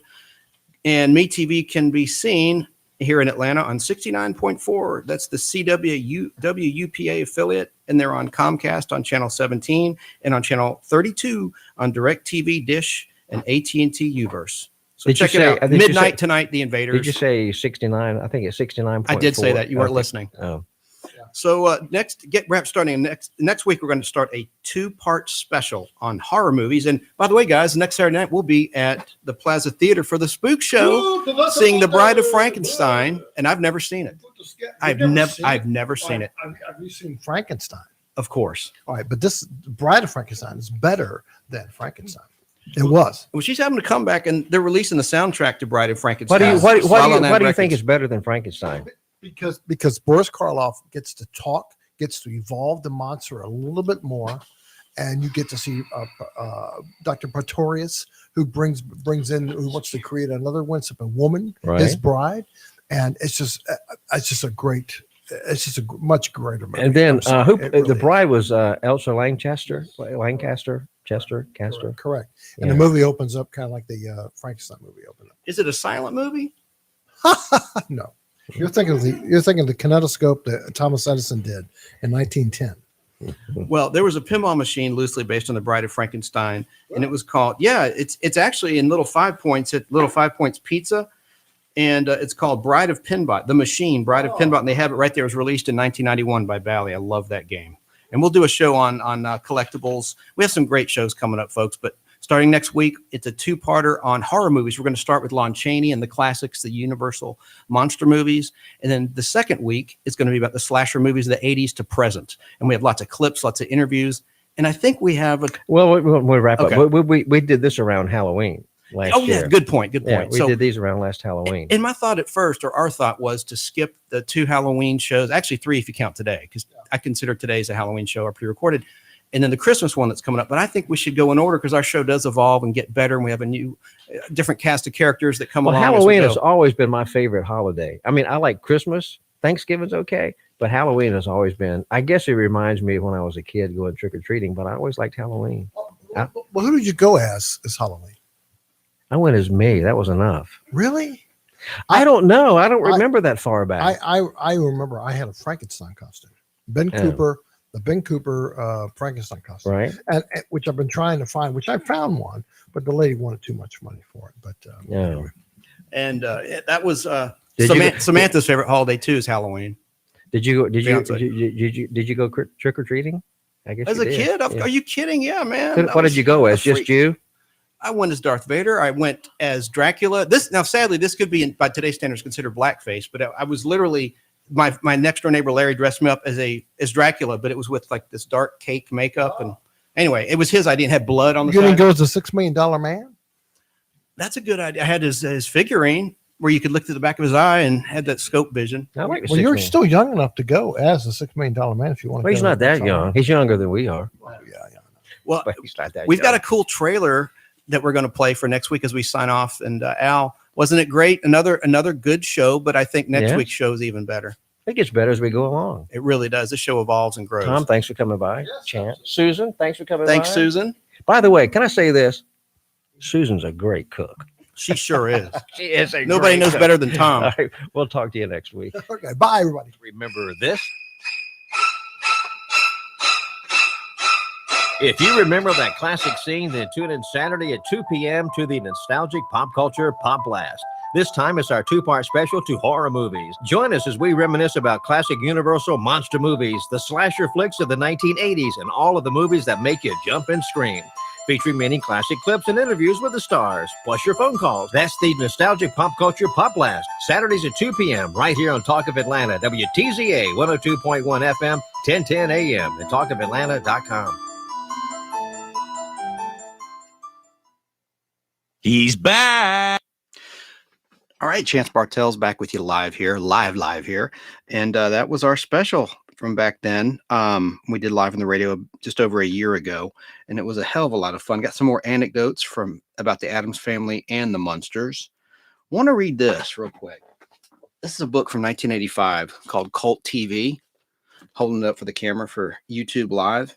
And there's some interesting facts in here about all sorts of TV shows, including the Addams Family. And just want to read a couple of them and this interesting fan letter. All right, here's what I thought was really cool. Cousin It's voice was done by the producer Nat Perrin, who recited gibberish into a tape recorder and played it back at a higher speed. I think that's really interesting. And then we know about the hand thing. That was Ted Cassidy's hand. We talked about that in the show already. Let me come up with something a little bit offbeat here. The origin of the Addams Family. We know about the New Yorker magazine. That's where they first appeared as cartoon characters. I'm going to read the fan letter. I know that is something that's new information. This is titled Weird and Wonderful, Why I Love the Addams Family by Michael Shore. As their theme song told us, God bless him, frack. The hum is back. Let's start over. The Weird and Wonderful, Why I Love the Addams Family by Michael Shore. As their theme song told us, the Addams Family were creepy and kooky, mysterious and spooky, but they were also neat and sweet. While the Addams may have been the most bizarre clan in the annals of television, they also had to be the most loving family unit in TV history. They never bickered, much less fought. Unlike most sitcoms, there were no henpecked husbands, shrewish wives, and obnoxiously bratty kids here. Instead, there were caring, respect, tolerance. This is bad grammar, but I'm reading it as is. Instead, it should say there was. Instead, there was caring, respect, tolerance, consideration, and affection for and from all. Affection for and from all. They were the ideal nuclear family because, remember, not only were they ultra nice, they were also ultra weird and thus never, ever boring. Plus, they had the sexiest TV character in TV history as their mom. As a child, I would sit in front of my TV every Friday night from 8:30 to 9 thinking to myself, if I ever run away from home, the Addams Family is where I want to go. I still vividly recall one example of why. From the very first Addams Family episode, Mother Morticia coaxed reluctant Father Gomez to bring the Addams kids, Pugsley and Wednesday, to school, where Gomez and the kids were met by a little old lady from the school board. Quote, "I'm sure your children will be very happy here," unquote, said the old lady, mouthing those famous last words we all knew signaled imminent horror. Rolling his eyes in dismay, Gomez replied, "If we'd wanted them to be happy, we'd have let them stay at home." The Addams Family was the coolest then, and over 20 years later, it's still unequaled in terms of ultimate hipness. Michael Shore is a writer with MTV and the co-author with Dick Clark of The History of American Bandstand. I thought that was a cool fan letter. So he was obviously inspired and went on to do greater things and just sit around watching TV. Another Addams Family. There was no article in here about the Munsters. By the way, I was talking about the Invaders on MeTV. It's not on at midnight anymore. They moved it to 5 a.m., which we've mentioned before. I just want to clear that up because there's been a change since we were doing that live radio show last March of 2020. Hobbies of the Addams Family. When it's time to relax, you'll find the Addams Family 1, blowing up model trains. 2, gardening. Morticia has a lovely garden of hemlock, henbane, and deadly nightshade. She also grows roses, but snips the unsightly buds off so she can make thorn bouquets. 3, knife throwing. Grandmama's relaxation. 4, sword swallowing. Gomez likes swords. He and Morticia also fence in the living room with real rapiers. What fun. 5, hanging around. What else can you call it? Cousin It hangs upside down in the chimney. Facts for fanatics. Every true fan should know the Addams Family address. 000 Cemetery Ridge. The name of Morticia's African strangler, Cleopatra. The doorbell sound is a foghorn. Gomez's pet name for Morticia is Tish. Tish. Yeah. I can't even pronounce the others. I'm brain dead. I'm so tired. 5, how they summoned Lurch with a gong that literally shook the house. Yeah, everyone knows that. That's not really that unusual a fact. And then 6, the Addams version of a cuckoo clock. A wolverine popped out and growled the hours of the day. And Gomez's favorite food, eye of newt. Those are just some fun facts about the Addams Family. And I have a couple other clips. Is anyone still awake? Good Lord. We're live. It's 2:31 a.m. Atlanta time. Let's see. I think I pulled some more interesting ones. At least I think they're interesting.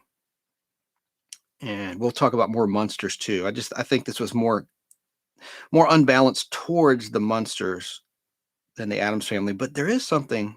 All right. Getting to the Munsters, I will say this. Al talked about this. In 1965, The Munsters was nominated for the Golden Globe Award for Best Television Series, but lost to The Rogues.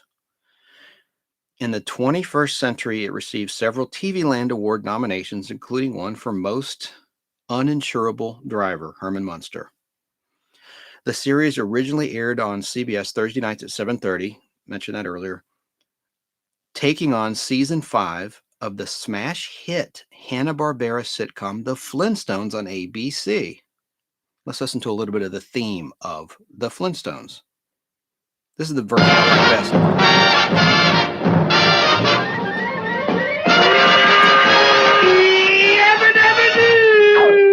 Flintstones, meet the Flintstones. That's all I'm going to play. I love that whistle because there's another version that was so annoying where the cuckoo bird goes, wah! You know, that was the one I liked. It's more pleasing to the ear. The 5 o'clock whistle, like 96 Rock in Atlanta, Georgia had on Fridays at 5 o'clock to start the weekend.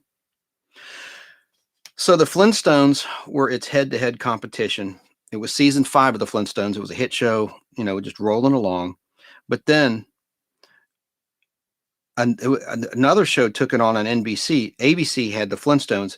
It was a new show starting that season on NBC called Daniel Boone, starring Fess Parker as Daniel Boone. Let's listen to some of the theme song. This is a great theme song. Daniel Boone was a man, yes, a big man, with an eye like an eagle and as tall as a mountain.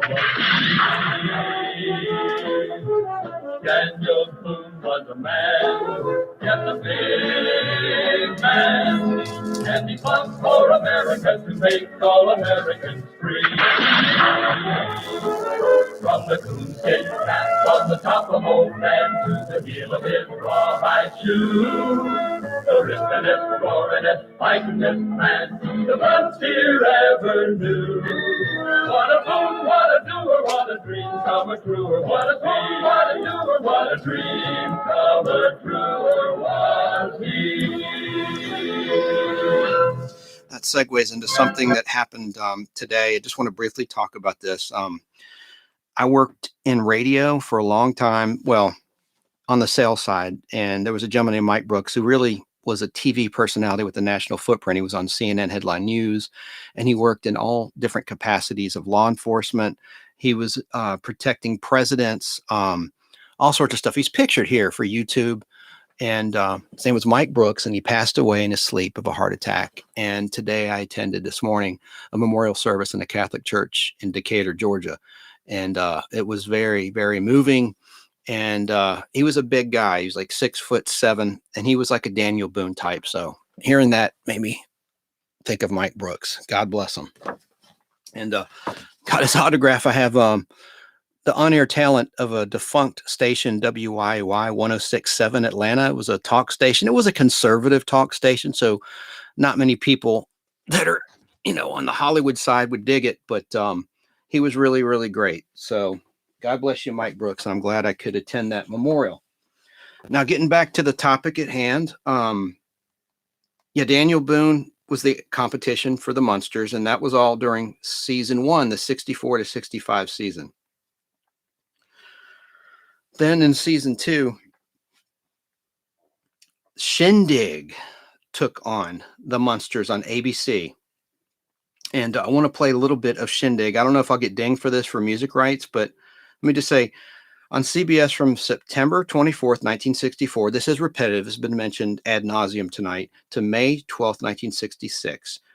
The Munsters aired in prime time. The reruns ended September 1st, 1966 on CBS. In the second season, the Munsters was opposite the widely popular Shindig on ABC TV, and it was kind of like an American Bandstand type show. And also it was against year 2 of Daniel Boone. Like the first season of the Munsters, it was opposite the first season of Daniel Boone, which was a tremendous hit. So let me play a Shindig promo. I hope I don't get in trouble for this one. Let me see if I can get this to go real quick. Ladies and gentlemen, I'm a humble man named Jack Good. I'm also the producer of Shindig. I thought it might amuse you to know that the Beatles are coming! Who?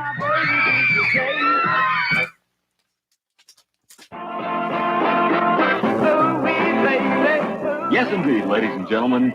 That's the way it goes. Twice each week as Shindig moves with a big beat. Goodness gracious, great balls of fire. The big stars. The big sounds.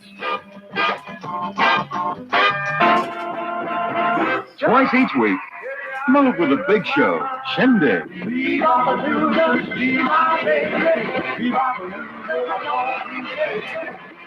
This is Jimmy O'Neill inviting every single one of you to move with the swinging music of young America.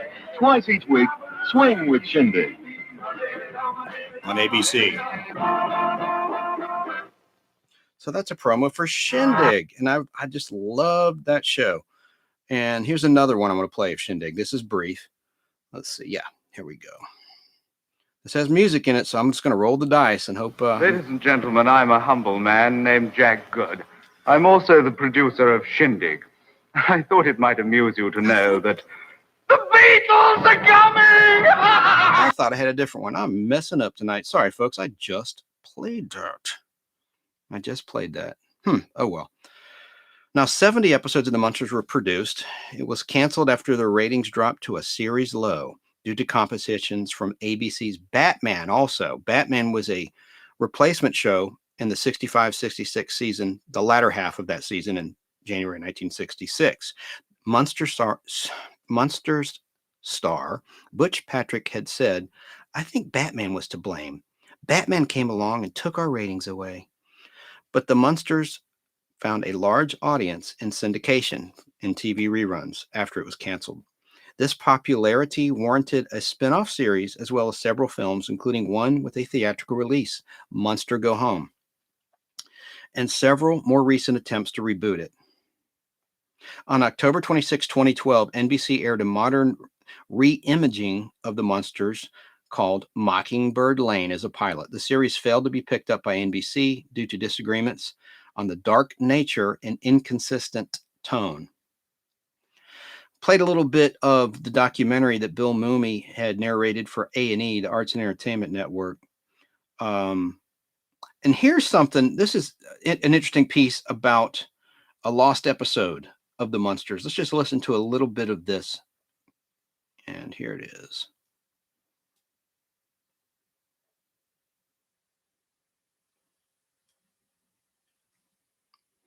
From 1991 is when this was produced. And this is on the Pop Culture YouTube channel. They're the weirdest family in television history. A wild experiment in TV comedy that began in the 1960s and continues to thrive today as an American institution. A freakish phenomenon that is reborn every year as new audiences discover the Munsters, television's first family of fright. And now, after 25 years of unmarked burial in film vaults across the country, rare, never-before-seen footage has been unearthed and reassembled for the first time in this compilation, a must for any Munster maniac. Old and new fans alike, get ready for some of the wildest Munster rarities ever seen. With Fred Gwynn, Yvonne DiCarlo, in color, Al Lewis, Joan Marshall, Butch Patrick, Beverly Owen, Happy Dermot, that's pilot footage, Pat Priest, and Debbie Watson in the Munsters Lost Episodes.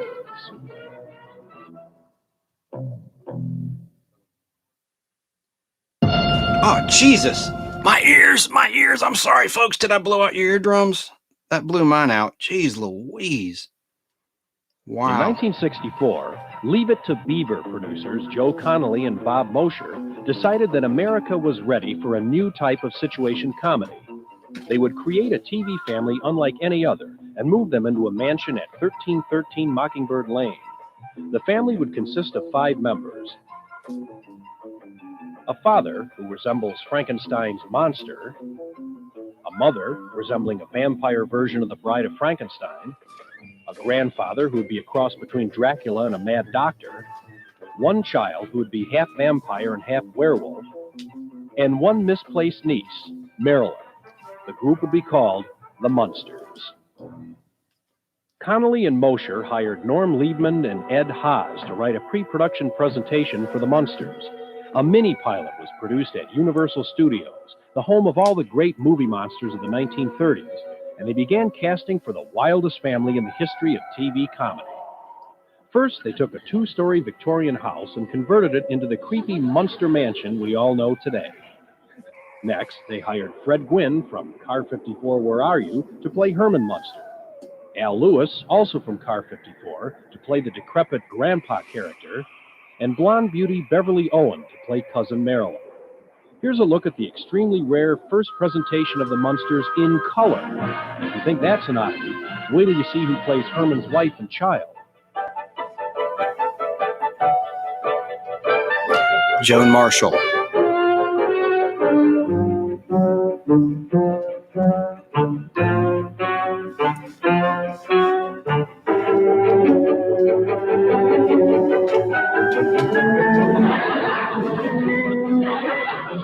So that's just a pilot variation that had surfaced at that point in time in 1991. So it's mostly best seen than heard at this point. So go to Pop Culture YouTube on their YouTube channel if you want to see more. See more of that. So let's see here. Make sure I didn't leave anything else out, folks. I think I had pulled a couple more clips.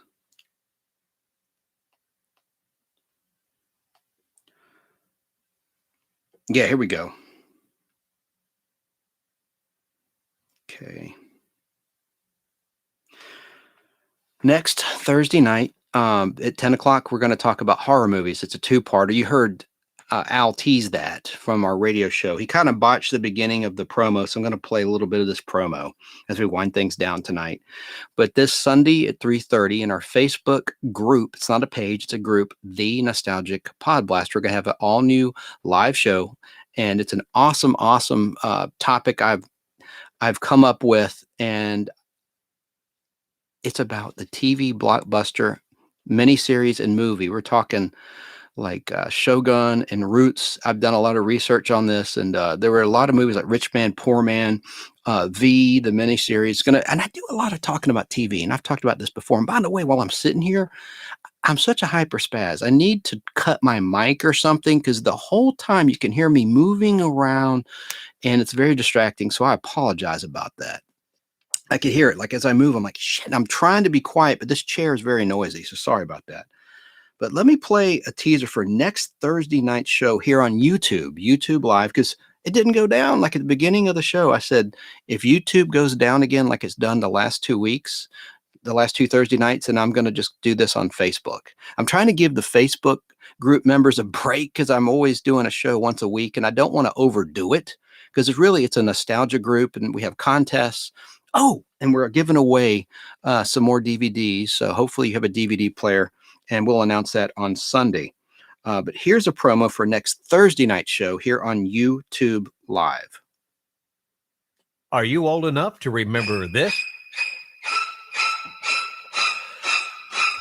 If you remember that classic scene, then tune in Saturday at 2 p.m. to the nostalgic pop culture Pop Blast. This time it's our 2-part special to horror movies. Join us as we reminisce about classic Universal monster movies, the slasher flicks of the 1980s, and all of the movies that make you jump and scream.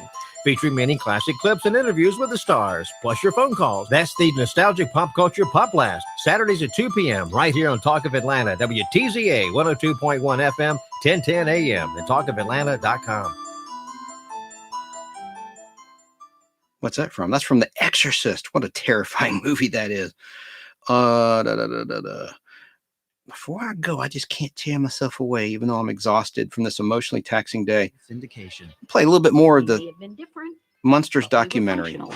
But behind the cobwebs and layers of latex and grease paint lies the flesh and blood true story of a group of actors who would remain forever haunted by the cult classic characters they created.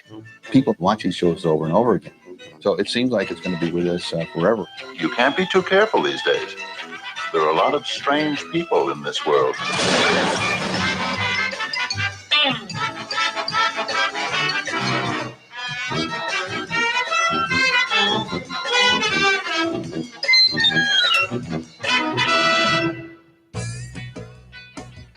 (1964). It was the year of the Mustang, Little Surfer Girls, and the British invasion.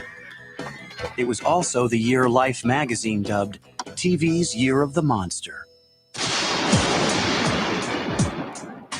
Dracula. Ever since Universal Studios sold their library of famous fright films to television in the 1950s, classic creatures like Dracula and Frankenstein had once again risen from their graves. It's alive! It's alive! It's alive! Within a decade, monsters had become eerily potent pitchmen, selling everything from magazines and model kits to board games and bubble bath.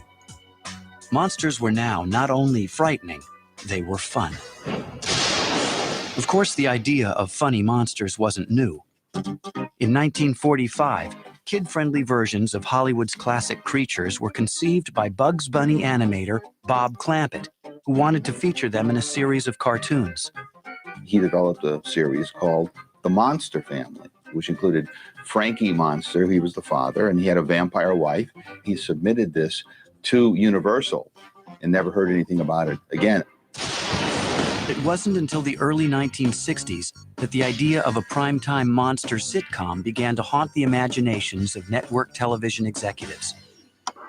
In 1963, out-of-this-world fare like My Favorite Martian had proven hugely popular. Almost overnight, Hollywood began digging up their old movie monsters in an effort to capitalize on the creepy craze. There was like this weird little cultural explosion of the moment about spoofing sitcoms through the conventions of fantasy and through horror. Third Place ABC network began developing 2 spooky sitcoms, one about a sexy witch named Samantha, and another about a macabre family of misfits, based on New Yorker cartoonist Charles Addams' most popular illustrations. But the Addams Family had been based in large part on Universal Studios' classic I think I monster played this. characters. This So will pick up where I left Universal TV off. executives wasted no time in an effort to scare up a creepy comedy series of their own for CBS. After Rocky and Bullwinkle writers Al Burns and Chris Hayward submitted a concept about a family Getting of Alzheimer's cartoon early. monsters living in suburbia, The idea was further developed by writers Norm Liebman and Ed Haas, under the watchful guidance of veteran producers Joe Connolly and Bob Mosher, the team responsible for the mega-hit sitcom Leave It to Beaver. We always had two camps at CBS. Should it be a cartoon show? Should it be with real people? The thought about the Munsters as a cartoon continued until the pilot was made.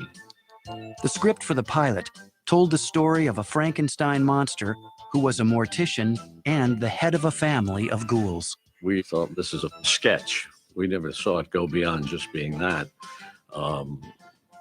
We never thought about casting. We never thought about, how do you make Frankenstein funny?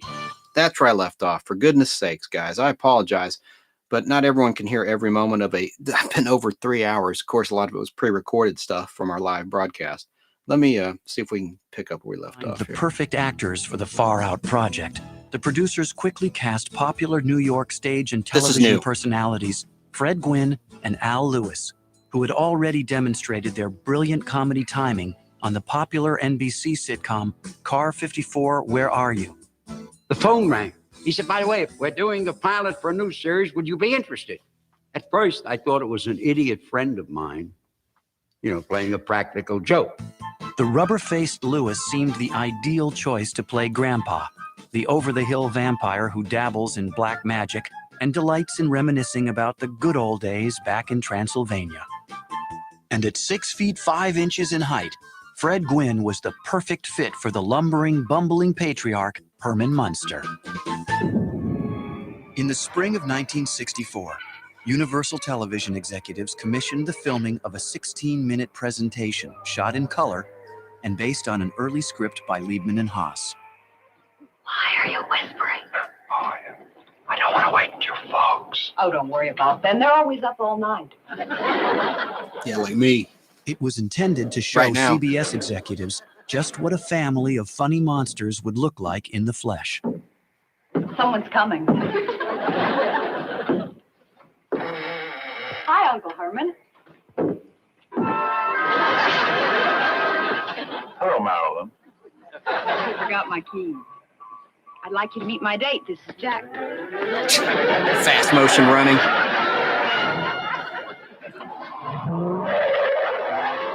Hauling ass. Oh, Uncle Herman. Burning rubber. What's the matter with me anyway? She's gorgeous.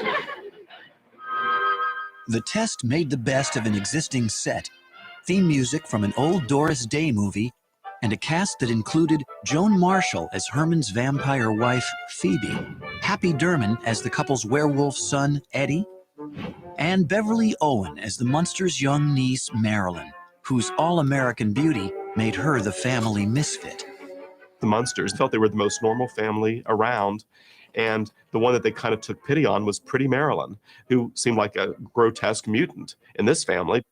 The character had been inspired by one of Hollywood's best-loved movie stars. Think of the name. Marilyn Monroe. Marilyn Munster, Marilyn Monroe. Certainly the wig they put on me made me, no way would they ever make me look like Marilyn Monroe, but they sure tried. You're home early, dear. Have a nice time. Yes, I guess so. Would you like to have a little something to eat? No, thank you. I have some warm lady fingers in the oven. No. I think I'll just go right upstairs and go to bed.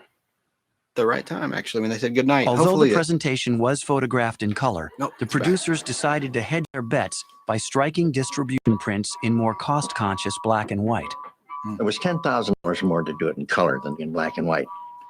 And neither CBS or Universal was willing to pick up that extra $10,000 a segment, and that's why it was shot in black and white. So Tom said $10,000 per episode. I want to try this jacket on you. CBS was eager to let the Munsters take up residence on their fall schedule. You can't make me. Don't talk first to your mother, and stop playing with that noose. You can't make me. But before the final decision to order the show was made, the network requested a series of significant finishing touches. Gone was Happy Derman's ferocious portrayal of Eddie Munster. You never let me have any fun. I'm going to hold my breath head and turn myself back into a toad. Gone too was Happy Durman, replaced by a more approachable Butch Patrick. Happy Durman wasn't very happy. He was the meanest little kid I've ever seen. Butch And Patrick the speaking. character that they wanted, at least the way I took it, was just a regular kid who happened to have loving parents and a family unit. But this kid seemed like so out there that I don't think he would have been very helpful in a Leave It to Beaver type attitude, which is, I think, what they were looking for. Another casting casualty was Joan Marshall, whose eerie similarity to Carolyn Jones's interpretation of Morticia Addams seemed too close for comfort. You think you're the only one who works hard? Huh. Well, how would you like to have to clean 9 rooms and a dungeon every day? In an effort to give Herman's wife a warmer, more earthly appeal, veteran screen siren Yvonne DiCarlo joined the cast as Herman's steadfast vampire wife, Lily. You think you're the only one who works hard? How would you like to have to clean 9 rooms and a dungeon every day? I had done the 10 Commandments and other things that people remember. European people might remember those comedies that I did in England. But for Gwyn and Lewis, the casting of the glamorous DiCarlo threatened to cause tensions on the set. When Fred and I had heard that they had hired Yvonne DiCarlo, we went to the producers. And being from New York, we barged in. What do you mean? And we were not too keen because she was a bona fide movie star. We thought she wouldn't fit in and play that kind of comedy. But the chemistry between the principals now clicked, and any fears that Gwyn and Lewis had about DiCarlo soon faded. We were wrong. We were wrong, Fred and I. You know, they just don't make men like you anymore. The retooled presentation so impressed CBS executives that they ordered The Munsters as a series and slated the show for a spot on the network's fall lineup. Now, you be a good boy. See? Mommy sewed the ear back on your woof woof. Gee, I don't want to go to bed yet. It's still dark out. You will do as you're told. Well, you're always picking on me. You never yell at Marilyn that way. Just you never mind about Marilyn. You must remember she's not as fortunate as the rest of us. Now you run along on up to bed. And don't forget to close the lid. CBS, they were adventurous in buying it because they had never had a show like that before. Ooh, that's mighty powerful stuff. When you do a pilot like that that's so different and unique, you're suspect, is it going to work or isn't it going to work? As the 1964 television season approached, it was anyone's guess if the resurrected creatures from Universal's vaults could live on, or if the Munsters would be destined for the TV sitcom graveyard.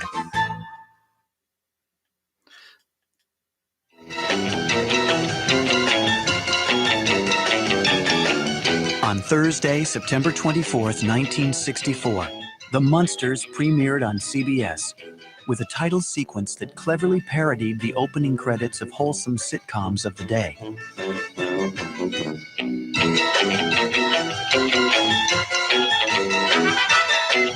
The show deliberately established a light tone in an effort to guarantee that children wouldn't be scared off.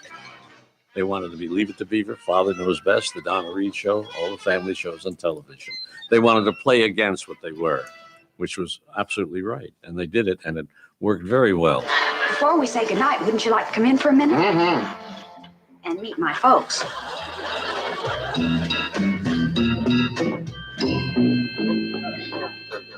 They're standing real close, Lily. This is the 4th date she's had with that young man. Yes, it's amazing how some boys will overlook a girl's appearance.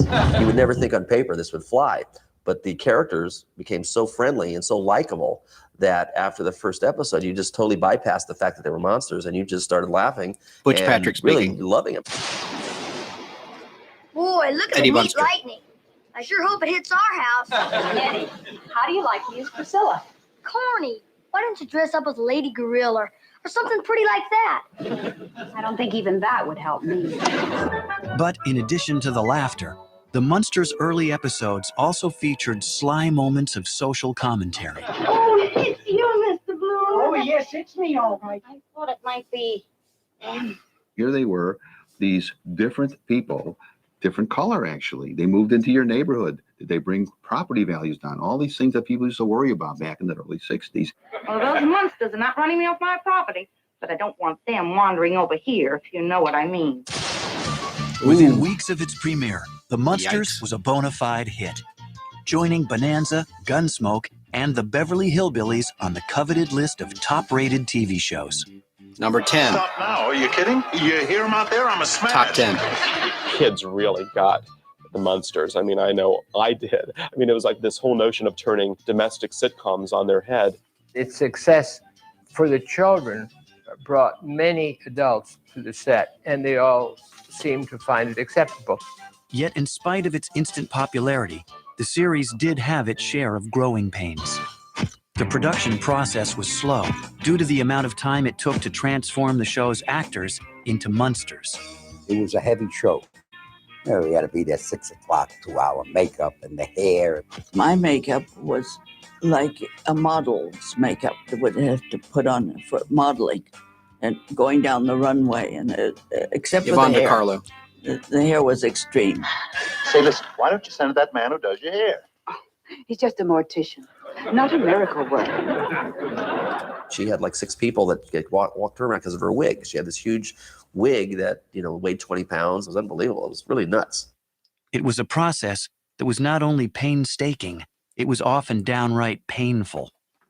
They had the headpiece and the bows and the foam. Terrible. He had that big heavy outfit that he put on here. Underneath was all made out of rubber. It was a suit that they had underneath his wardrobe. He suffered terribly, Fred, under the foam. And then he had the clothes on top. And he used to sweat unbelievable. He would put this air hose down inside the suit and blow cold air down there, drink gallons and gallons and gallons of lemonade to keep from being dehydrated. But he still got thinner and thinner and thinner. He really lost a lot of weight doing the show. Although Beverly Owen didn't have to endure hours in the makeup chair, the 25-year-old actress did have to deal with another serious challenge: homesickness. Earlier convinced that the series wouldn't sell, Beverly had reluctantly relocated from New York City to Los Angeles. I got a call to come and do a pilot, and I said, but I'm in love with someone in New York. I don't want to move to... Well, just come out and do the pilot. And I did. And so it was when I got the call that it was going to series that I was no longer happy. The cross-country move separated the actress from her boyfriend, and she desperately missed him. She started to cry and cry and cry. And finally, she just didn't want even to come to work. Well, I'd signed one of those 7-year Hollywood contracts. And I certainly didn't get a lawyer. I just believed what they told me. Fred and Al went to the producers and said, this woman is miserable. She's crying all the time. Let her out of the contract, or we'll leave. So basically, they gave them an ultimatum. If they don't let her go home, the show's over. After just 13 episodes, Beverly Owen packed her bags, returned to New York City, and ultimately married her boyfriend.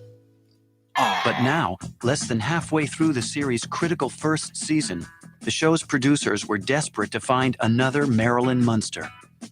Following an exhaustive search, they hired Pat Priest, the actress daughter of U.S. Secretary of the Treasury Ivy Baker Priest. How about that? Although nearly 30, Pat bore a striking resemblance to Beverly Owen.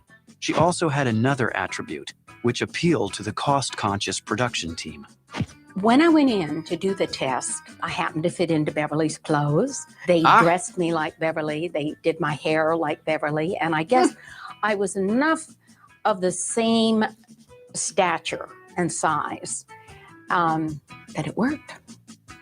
On December 24th, 1964, Pat Priest slipped into the role of Marilyn Munster.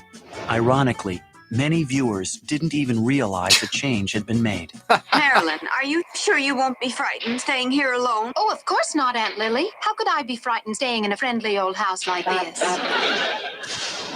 With the cast members now firmly established, the Munsters began to hit a creative stride. Rather than depend on the one-joke premise of a family of monsters living life in a suburban neighborhood, the series quickly evolved into a creative showcase for Gwyn, Lewis, and DeCarlo.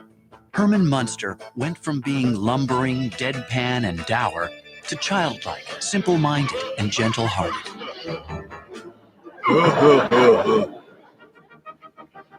Oh, it's only you. Grandpa became the straight man, a cross between a geriatric Dracula and a mad scientist.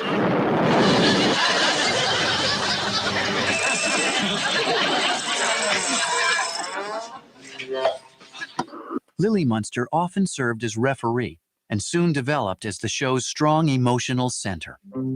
Please, darling, eat. I'm eating. I'm eating. I'm talking to Eddie. Audiences and critics were beginning to take notice, and the comic timing between the Harvard-educated Gwyn and the stage-trained Lewis showcased what soon became what many considered one of television's greatest comedy teams.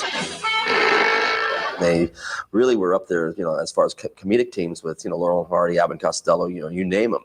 You had Al Lewis, who was from vaudeville and burlesque. What a and character, great Al shtick. Lewis. And you had sort of this benign, childlike figure of Herman Munster that Fred Gwynne played. I think there's where you get your sort of like Laurel and Hardy comparisons and Abbott and Costello, because they did establish a rhythm together. You'll never last. You'll eat before the day is up. Oh, no, I won't. Today's Thanksgiving. Thanksgiving? I told you he wouldn't make it. You mean Thanksgiving with turkey and cranberry sauce? That kind of Thanksgiving? Yeah, that's the kind with the dressing and the mashed potatoes and the gravy. The dressing, the mashed potatoes, and the gravy. And the pickled beets and the mushrooms and the candied yams. The pickled beets, the mushrooms, the candied yams. And the homemade biscuits oozing with melted butter. Homemade biscuits oozing with milk. And don't forget the pumpkin pie. Pumpkin pie. I'm getting hungry. It was just great fun. Anything Richard went Baer, as writer. long as it was funny. The show's storylines often featured traditional sitcom situations, but with a decidedly monstrous spin. I have some wonderful news for you, dear, and I can't keep it in any longer. I'm busting at the seams. Oh, well, don't do it in here, dear. I'm getting supper. Other situations were more outlandish, like the time when Grandpa turned himself into a wolf during a family outing and had to be smuggled to safety by Lily. He forgot how to change himself back, so when she got him, she had to wear him as a stole around her neck. All right, Grandpa, you can let go of your tail now.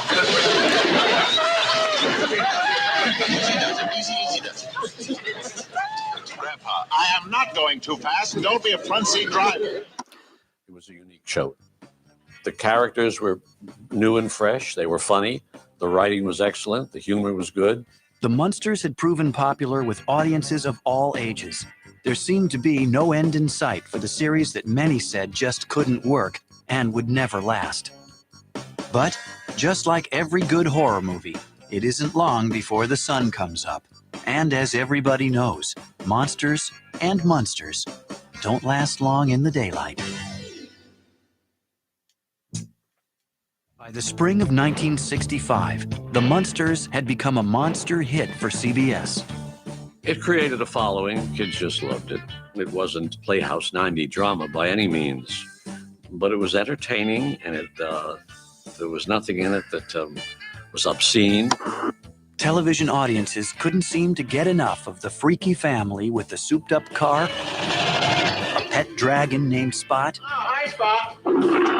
Well done, please. and a taste for all things macabre. Now that's how to cook a sword.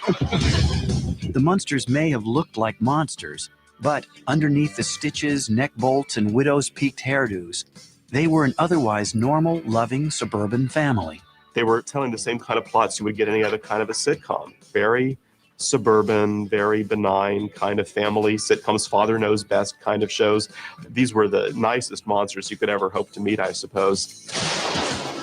The Munsters had captured the imagination of viewers as few shows could. Where it was like, what makes Halloween popular? Well, multiply that times 10, and that same type of feeling is what the Munsters was radiating through the TV set. Executives at Universal capitalized on the show's popularity with an aggressive merchandising campaign. The Munsters images adorned everything from dolls and lunchboxes to board games, model kits, and masks. They realized that if you had a very high concept kind of a show, that merchandising was going to just take it to the next level of profitability. There were puppets, a line of Munster jewelry, Munster clothing, and even a rock and roll album featuring a group of musicians wearing Munster masks. They had just tons of stuff. And I can remember one of the toy stores, they had like a whole Munsters display, a whole corner set up with all the stuff sitting there. And I remember just looking and going, wow, this is really pretty cool. But amid the mountain of Munster merchandise, perhaps the most coveted of all were model kits and plastic replicas of the Munster coach. The real-life Munster coach was created and built by legendary custom car designer George Barris. It was actually a 6-door, 3 Model Ts in one, made into a ghoulish effect. It featured spider-webbed headlights, blood-red upholstery, and a radiator that looked suspiciously like a tombstone. The actual middle of the car was built like a chemistry laboratory for Al Lewis to put his brew together. Fred Gwynn would sit in the front with Yvonne DiCarlo, and they would drive the car. And of course, Pat Priest and Butch Patrick was up on the little piggyback with his little Wolf doll. The Munsters coach, I think, became almost as much, it got almost as much of a fan following as the actors on the show. There were magazine articles, and it was a really neat-looking thing. One of the coolest cars in TV history. The coach cost producers close to $20,000, but it was money well spent. And its enormous popularity prompted producers Joe Connolly and Bob Mosher to conceive of another, even more outlandish dragster for Grandpa to drive, the Dragula. As the Munsters' enormous popularity continued to grow, the cast was recruited to promote the series at numerous personal appearances. They guest starred on variety shows and performed in public service announcements. We would like to hear from you on how the money should be spent the government has allocated for your benefit. They pitched breakfast cereal. This is my father. He hangs pictures. Helps Mommy with the cleaning. Where does he get his go? From me. I lend him my Cheerios. Daddy says they're the greatest thing since bat wings. Mommy says they give him protein and stuff. Give your father some go. And he might play catch with you. With Cheerios. Even hosted an Easter Sunday variety show shot on location at Marineland. You can help the Munsters pick out a pet for Eddie.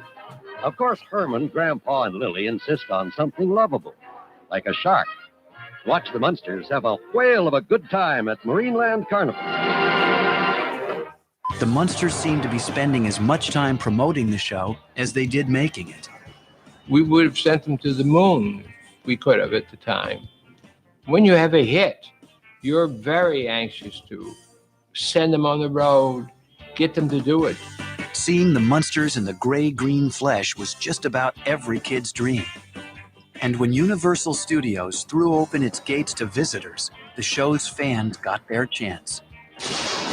The Munster Mansion at the fictional 1313 Mockingbird Lane was one of the top attractions on the studio tour. Oh, talk about fantasy. I mean, everybody I knew kind of wanted to live in the Munsters house. It just seemed like the coolest house ever. And if the Munsters happened to be in production on the back lot, the trams would often stop for pictures and even a handshake or two. All these people were coming and looking and for what they could see. They were allowed on in groups, little children and grown-ups. It got to a point where, to give you an example, while we're making the show, you could be in the middle of a scene, and on the back lot, we'd have to stop shooting if we were right in the middle of a scene. Didn't matter. Here comes the tourists through. The tour even included a visit to the full-sized mock-up of Grandpa's dungeon laboratory. At the press of a button, a replica of Herman would come to life and open his eyes. But for the flesh and blood actors who played the Munsters, the series' exhausting shooting schedule was taking its toll. 39 episodes were filmed in the first season, and the cast was looking forward to a much-deserved summer hiatus. Publicly, they were proud of the show's enormous popularity. But privately, they worried whether their careers could survive after one more season on Mockingbird Lane. So for the rest of that, go to the YouTube channel, and let's see, it's called Interesting. The YouTube channel is called Interesting, and this is called the Munsters Television Show Documentary, and that's narrated by Bill Mooney, best known as Will Robinson in Lost in Space. So let's see. I did want to play one more thing. I just can't stop. The trailer for the movie Munster Go Home. I think I have that here. Yeah, I just want to play this trailer, and then I will definitely wrap this long video. This is Richard Dawson was in this. A whole bunch of character actors. Philip Pine. Hang on.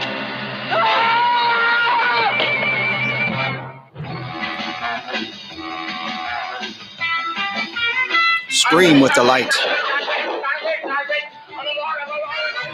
The Munsters in their first full-length feature in Technicolor. America's funniest family. Munster Go Home. Oh, hi there. I'm Herman Munster. Don't I look frightfully handsome in Technicolor? And allow me to present my wife, Louie. Pleased to meet you. And Grandpa. Hello there. I'm glad I was just hanging around the house. My handsome son, Eddie. And the unfortunate member of our family, my niece, Marilyn. Co-starring Harry Thomas and Hermione Gingold. Herman Munster inherits a fortune and a castle full of homicidal relatives. Hey, neat. What kind of secret do you think it could be? I don't know, but I'll tell you this. Last night, I was looking out my window, and I saw two guys carrying coffins into the building.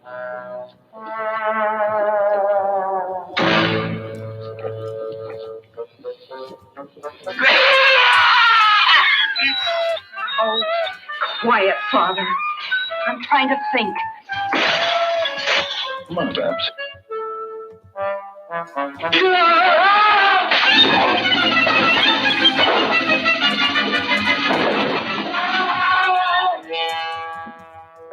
That music's terrible. What's the matter? This is the secret of Munster Hall. Call the police. Right. Get the FBI. Will do. Call Scotland Yard. Right now. Phone Batman. I got it. Car 54, where are you? Get it? They worked on that show together previously. Herman Munster in his Dracula challenged some of the world's fastest cars in history's weirdest race.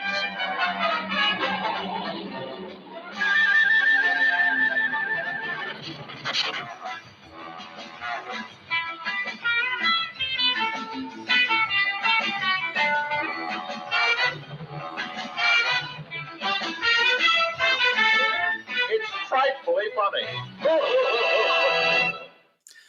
So the ironic thing, that's by Universal. The ironic thing is that the last new episode of The Munsters aired May 12th, 1966, even though reruns continued through September 2nd, 1966. But the last new episode aired May 12th, 66. And then about a month later, the movie came out. And you think it might have saved the show, but I don't think the box office was that great. The movie was released June 15th, 1966, over a month after The Munsters was canceled. So let's see. The Munster Go Home box office. And I'll sign off. I bet it didn't do well, and I should know, but I can't remember. Here we go. The budget was $600,000, and it doesn't say what the box office was. Let me look this up. Box office. It must not have done well. I don't know. Box office numbers.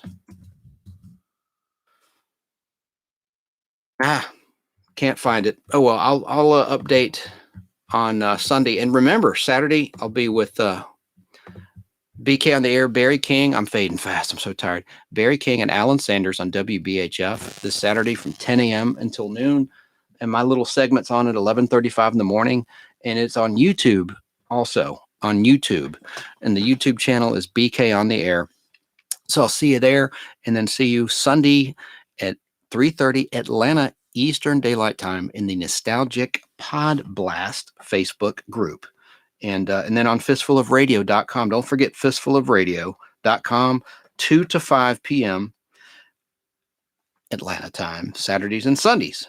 So have a great rest of your week. Have a nice weekend. And we'll see you next time on the Nostalgic Podblast Flashback, man. It's groovy. See you then. Thursday nights, 10 p.m. YouTube Live.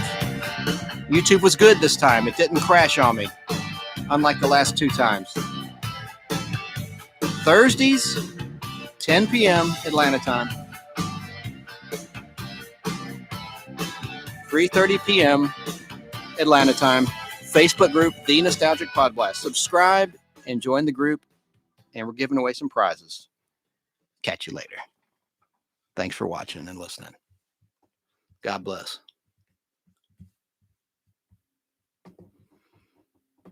Have a great week.